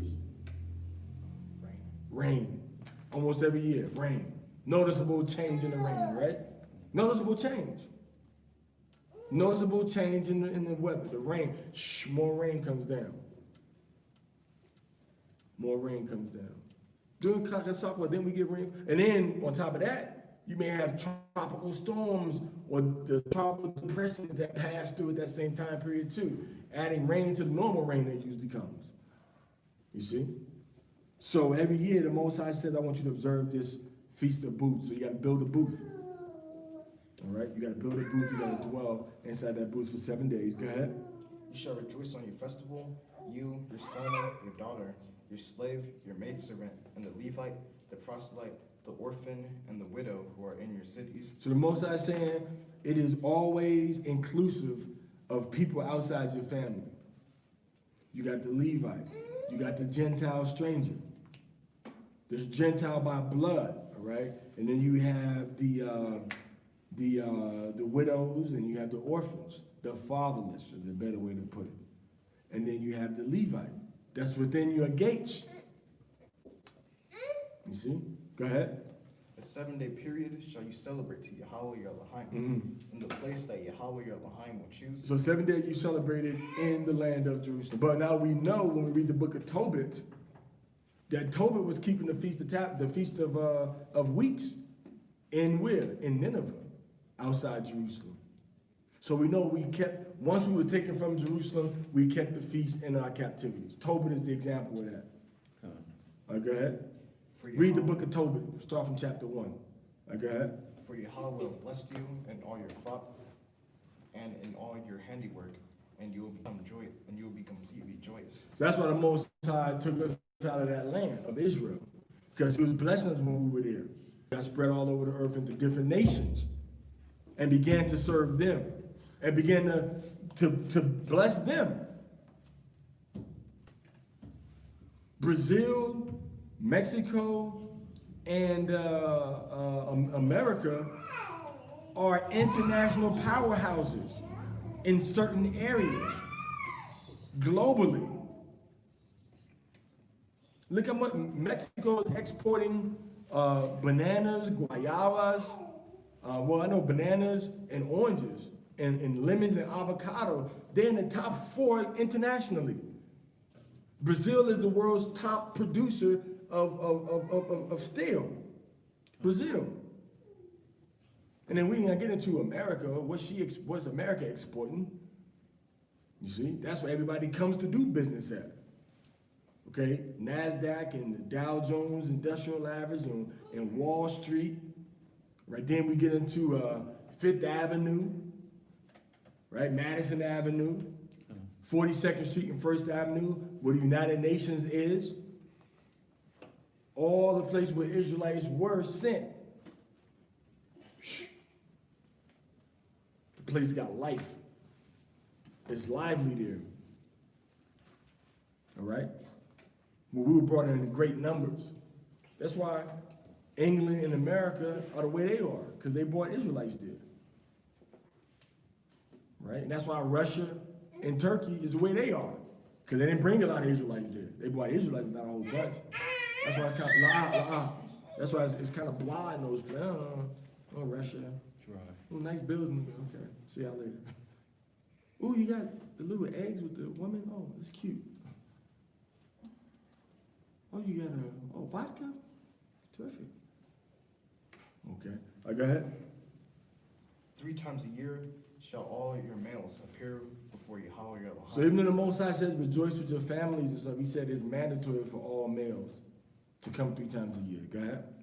Your Elohim in the place that He will choose. Mm-hmm. On the festival of matzos, The festival of Matazawath, which is the Feast of Unleavened Bread, which is on the first month of the Hebrew calendar. The 14th day of the month is the Pesach. And then the 15th day to the 22nd day at the nighttime is the Feast of Unleavened Bread. Go ahead. The festival of Shavuos. The festival of Shavuot, or Shabbat, which is the Feast of Weeks, which takes place 50 days after the 15th of Abib, 50 days after that.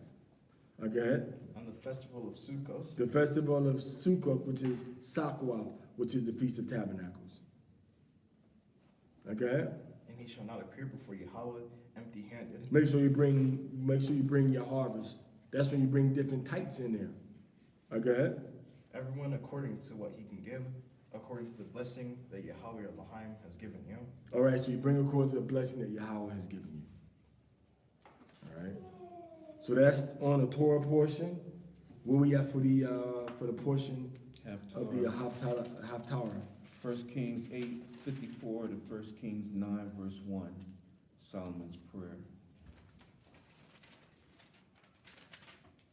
1 Kings 8:54 to 9:1.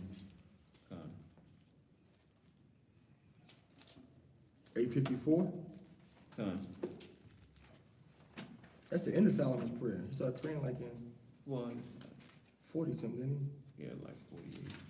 he? Yeah. But they want to start at 54. 8:54 to 9:1.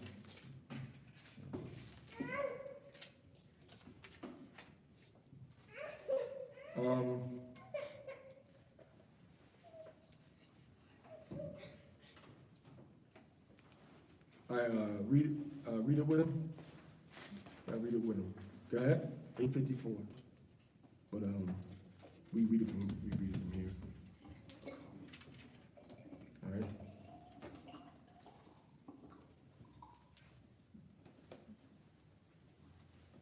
All right, so I read 54, 8:54.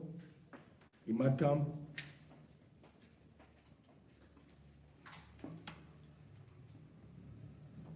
You got it?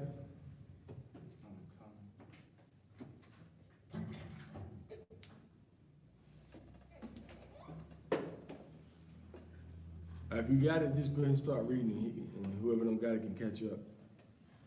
He might come for quite a while. Go ahead.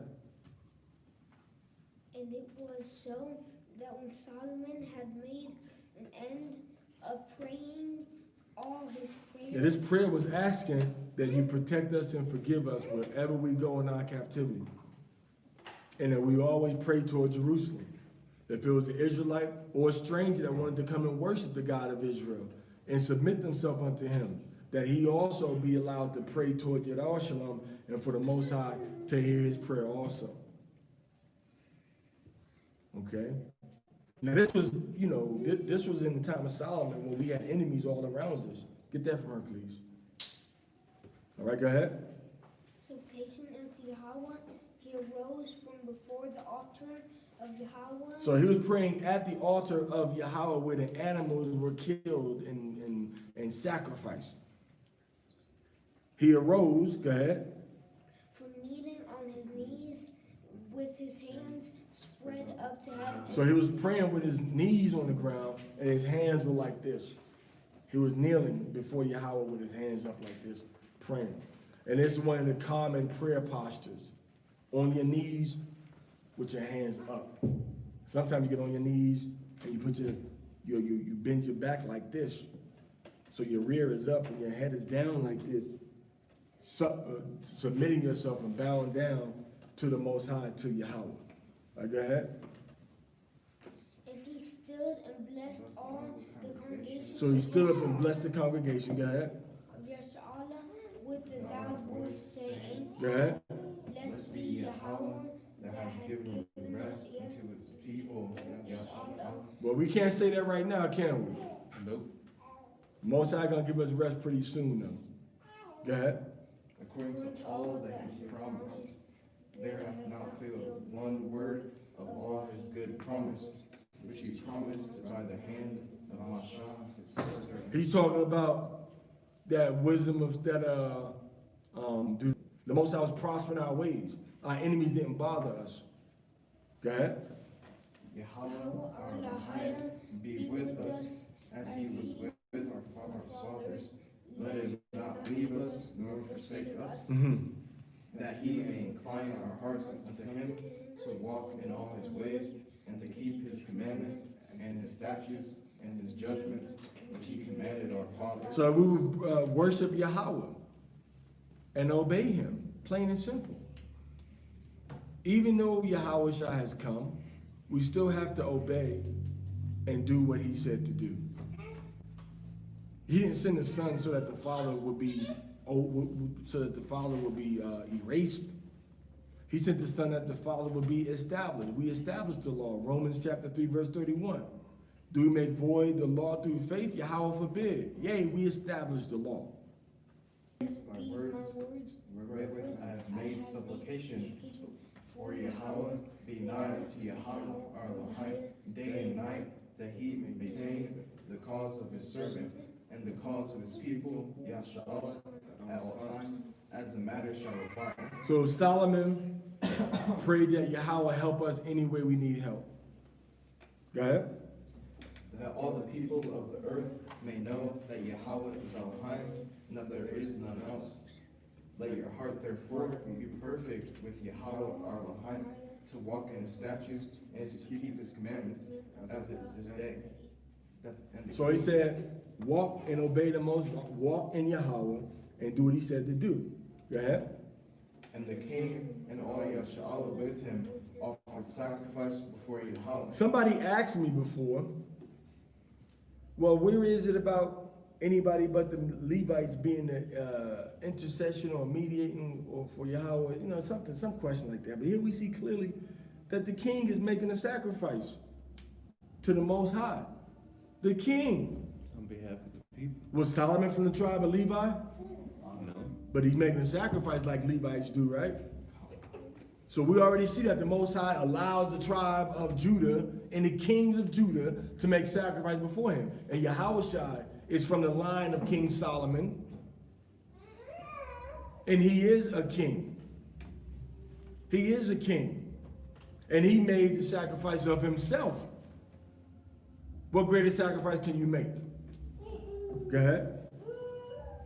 And Solomon offered a sacrifice of peace offerings, which he offered unto Yahweh, 22,000 oxen. 22,000 ox. That's a lot of ox, ain't it? You imagine where they keep all these ox? How are they slaughtered? What they do with all the blood? You see that? 22,000. That don't sound too vegan friendly, do it? And then the Most High said, for certain sacrifices of the Levites, they got to keep the meat and eat it, right? Man.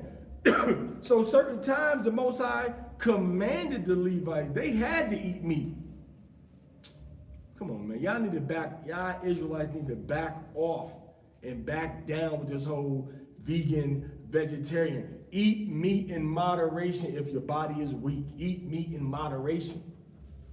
Don't be trying to be like the Hindus. The word is We're balance. not going to eat the meat. The word is balance, and each individual person has to find that counterbalance for their own bodies. Counterbalance. Very important, counterbalance. So you can be in harmony with your own system. Everything must be in harmony. It must be in harmony. So some people can eat meat every day, other people can only eat meat maybe 3 times a week. Every individual is different. It's not the same. We are all different. We are not all the same. So we can eat meat, but don't be no glutton. Don't be no, what the scripture call it? Riotous eaters of meat. Right. Gluttonous. Riotous eaters of meat. You see? You want to eat a 10-pound steak. Every day. Or even once in a while, man. Man, that's a statement. That should last you for, man, that's last you for 2 months. That's if you're eating, you eat a 1/4 pound a day, that's like 15 pounds, but you can't eat no, some people do. your body you gotta eat fiber when you're eating a lot of meat too. You gotta eat fiber Right. In to order push everything out and digest it. Otherwise, it'll just sit there Sit and there. lie. You know? So the Most High, the Most High received from Solomon 22,000 bulls or oxen. Go ahead. And 120,000 sheep. Man, let's just think about that. 120,000 sheep. You know how many sheep that is? 120,000 sheep. 120,000.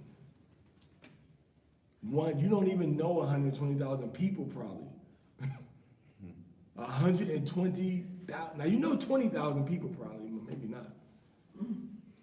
Do But we count Facebook? 120,000. That's still 5,000 Yeah. at the most. Right. That's your limit. But 120,000 sheep as an offering. You know how much money you gotta have to be able to give 120 of anything?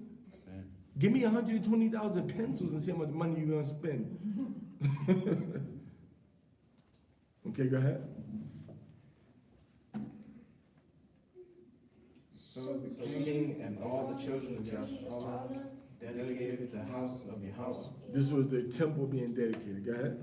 The same day did the king hollow the middle of the court that was before the house of Yahweh. For there he offered burnt offerings and meat offerings and the fat of the peace offerings, because the brazen altar that was before Yahweh was too little to receive the burnt offerings. Man, it was too much offerings to the Most High. They said, man, we can't use this one. We need to get another altar in here. There's too many offerings. Go ahead. The meat offerings And the fat of the peace offerings. You know how long did it take to do all them offerings too? Non-stop. Man. Around the clock. And the priest was like, whoa. I'm about to have me some linen socks. I'm gonna have some wool socks, wool undergarments, wool t-shirts, wool tunic, wool hat, wool gloves. That and leather. You see? Leather. Because all the hides and stuff went to the priest a lot of time. There wasn't no whole burnt offerings, right? You see? So remember now, linen a lot of y'all might not know it, but linen can be, wool can be processed to a soft texture. And they used to use that to make suits out of it, to, right up on your skin, your chest and your legs. And then when you sweat, it would just wick the sweat off of your body and dry you off real quick. A lot of people may not also know that the first scuba diving suits were made out of what? Wool. Were made out of wool. They kind of could keep your body warmer underneath, wick the moisture off of your body, and then when you come out of the water, they dry off real quick.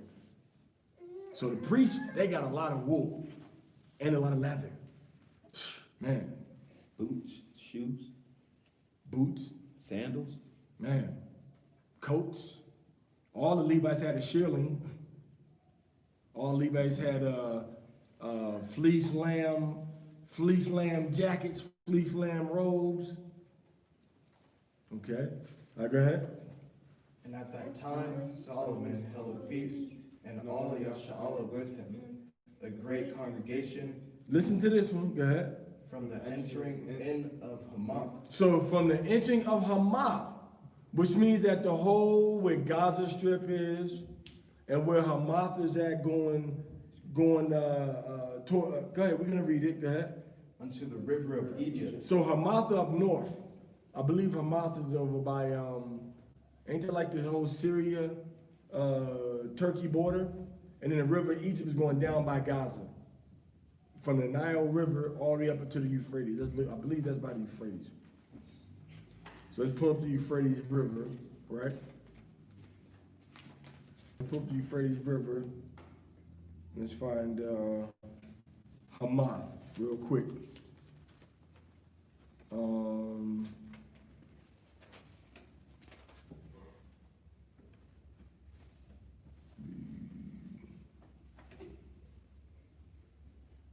Well, no, they got Hamath going all the way up over at the top of like Lebanon area. Okay. Just kind of southeast of Cyprus. Okay. We got a southeast of Cyprus. So from there all the way down to Egypt. Well, is there another Hamath, or is that the only Hamath, y'all? Okay. So yeah, so the whole country, in other words. Can you imagine that? All right, what did they do? They were rejoicing and held a feast. The whole country was partying and feasting on one accord. On the same days. We didn't have all this, well, we're gonna do Passover here, we're gonna do New Year's here, and we got 4 or 5 different days. It wasn't none of that. Why? Because the leadership took charge, and now this is how the Most High wants it. See, a lot of people want to be in leadership, but they can't say that the way that they want to lead is exactly as the Most High wants it. All right, go ahead. For Yahweh our Elohim, 7 days And 7 days, even 14 days. And on the 8th day, he sent his people away, and they blessed the king, and went into their tents joyful and glad of heart, for all the goodness that Yahweh had done for David his servant, and for all his people. So they said for David his servant, but it was done through who? Through Solomon. All right, go ahead. And it, You said to 9:1, right? Yeah, 9:1. All right. For sure is Luke, the 2nd chapter, 21 to verse 32. So here we see that the Most High, Solomon finished building the house. All right. Now, when he finished building his house, when you read in verse 2, Yahweh appeared unto him and was talking to him. All right. He was talking to him, and he had a dream. Well, no, the Most High came to him, but it was like the Most High was talking to him. All right. But we're not going to get into that right there, right now. But we're just saying that after all of this, see the generosity and the dedication to the Most High. And the Most High said, you know what? Let me go ahead and talk to Solomon about some things. You see? Remember we read about when you kind and when you help the brother that's in need, that the Most High will bless you. That's what Solomon did. Solomon took from his treasury and got all these things. And he said, you know, I'm going to help the people. We're going to party and feast before the Most High, righteously. And then after that, the Most High said, okay, let me talk to him in a dream. All right? So the last part is Luke what? Luke, the 2nd chapter, 21 to verse 32. Luke 2, 21 and 32.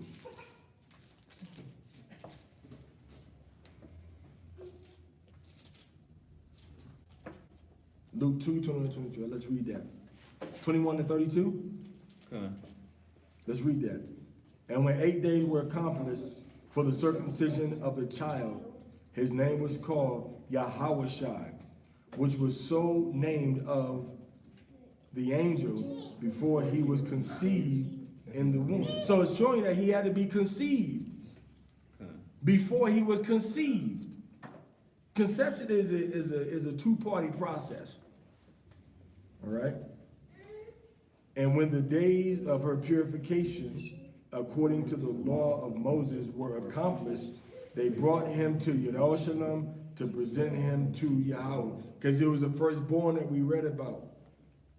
And he had to be preserved. Their muscles were getting cleaned and healed according to the laws that we read of in Leviticus chapter 12, right? Leviticus chapter 12. So his mother didn't say, well, I got Yahushua born now. I don't got to keep the law no more. She said, nah, I got to keep the law. And he was circumcised. So scripture says that we believe in Yahushua, we got to walk like he walked, which means we need to be circumcised in our flesh and also in our what? Our hearts. All right, so let's move on to verse 23. As it is written in the law of Yahweh, shall be called holy to Yahweh, and to offer a sacrifice according to that which is said in the law of Yahweh, a pair of turtle doves or 2 young pigeons. And behold, there was a man in Jerusalem whose name was Shemaiah, and the same man was just and devout, waiting for the consolation of Yashar'Allah, and the Holy Spirit was upon him. And it was revealed unto him by the Holy Spirit that he should not see death before he had seen Yahweh's Mashiach. And he came by the Spirit unto the temple. And when the parents brought in the child Yahushua to do for him after the custom of the law, then took he him up in his arms and blessed Yahweh and said, Yahweh, now lettest thou thy servant depart in peace according to thy word. For mine eyes have seen thy salvation, which thou hast prepared before the face of all people, a light to lighten the Gentiles and the glory of thy people, Yahshua. So Yahushua is a light for the Gentiles to come back to Yahweh and move away from the way of their father Adam, which was sin and disobedience. Yahweh is the glory of Yahushua is the glory of the people of Yashar'Allah, to show that we are the people that the Most High have chosen to be his representatives on the earth, to be the kings and the priests. And we're going to get set up through and in the name of Yahushua HaMashiach. And that's when we go into Psalms chapter 72. When it said we're going to be praying for him and praising his name daily. Okay? Daily. He's going to be a light to the Gentiles and the glory of the children of Yashar'Allah. All right?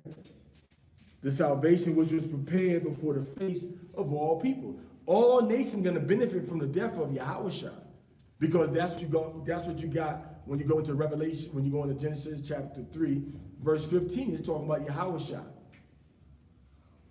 When you go into Adam or in Eve, Yahushua is that seed that's gonna bruise the head of the serpent. When you go into the book of Bara'asha of Genesis, Yahushua is that seed that's gonna bless all nations of the earth, gonna be blessed in Yahushua. That's the only way sin gonna be taken from the world, and people gonna turn back to the Most High through Yahushua, not through slavery. The nation's going in slavery. But how can they survive Yahweh's judgment if their prayers of repentance are not being accepted? See, their prayers of repentance got to be accepted in order for them to survive and to avoid being exterminated. And the prayers are only accepted through Yahushua HaMashiach, because you can't get to the Father except you go through him. So the debts that they're going to be paid got to be paid in the name of Yahushua. All right? And the rulership of the children of Israel over the nations, whether their prayers are accepted or not, the rulership of Israel over the nations is through Yahushua HaMashiach. Because he made the intercession for us. When we read in the book of what? Isaiah chapter 53. Like the last parts of the verses, the chapter tells you that. All right, so that's the Torah portions, and that's the Besorah. Anything else we need to go into? That's it, right? No, that's it. Covered everything. Like 2:21 and 32. Hallelujah. All right, so Hallelujah.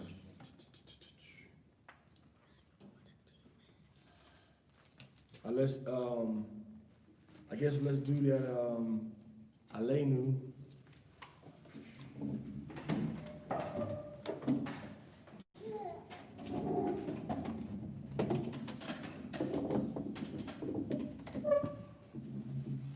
Praise the Master of all, who inspired witness to the author of creation, who has not made us like the nations of lands, nor placed us like the families of the earth, who has not made our portion like theirs, nor the destiny like all their multitudes.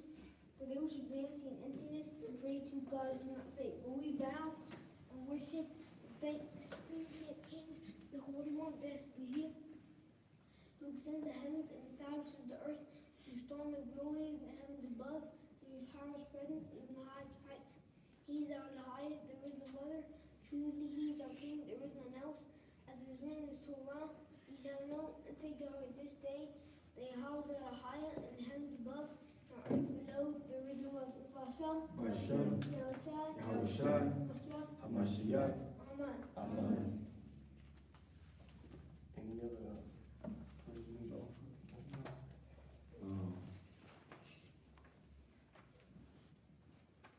No, I can't think of.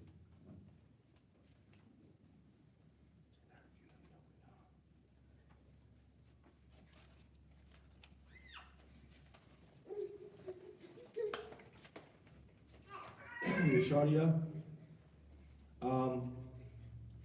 Happy are they that dwell in thy house, they will be still praising thee, Selah.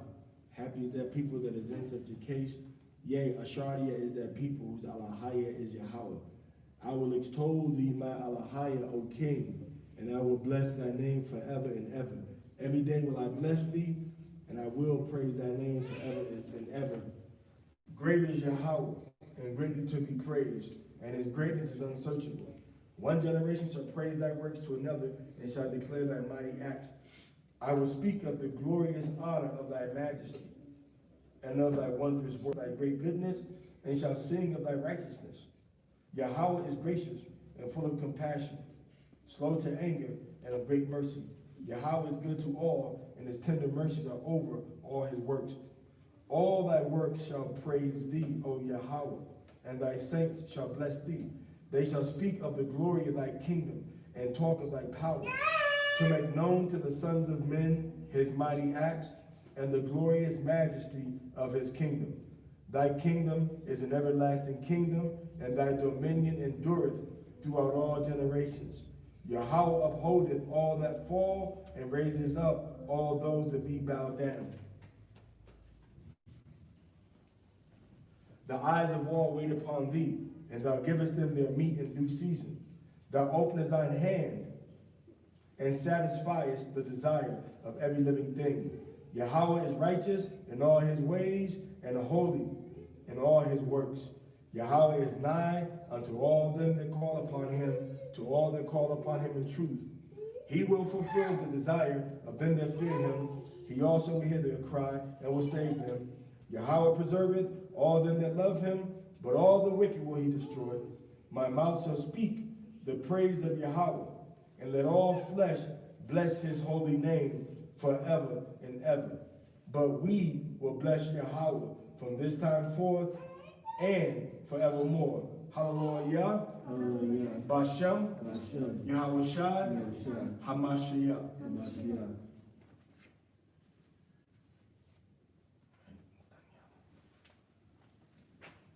You might come.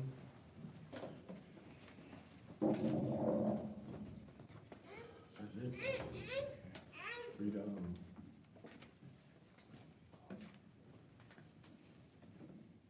See if we had any,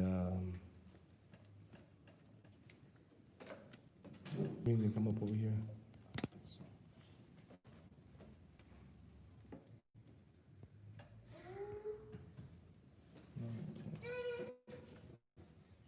All right, so,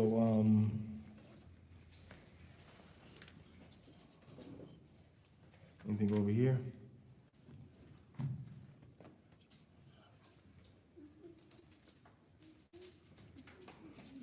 Shabbat shalom, Shabbat shalom. Yesha, Sylvia, Katharia, Dandawad, Martrina, cousin Martrina, Amina, Shalom, Marakah, hallelujah, Shalom, Shalom, Shalom, hallelujah, Marakah, Amina, Shalom, Lakam, Dunia, Bonija, Figueroa, Shalom, Laka, Akwak, Nicole, Shabbat Shalom. What's going on? Lil Wendell, Shabbat Shalom. Tony Walker, what's going on, Knock? Maria Elena Fernandez de la tribu de Shemaiwan, Shalom. Gerald Williams, Big Judah, what's going on? Hallelujah. Shalom, Donnie, all praise to the Most High. Hallelujah. All right, so, hallelujah. Shalom to come, everybody.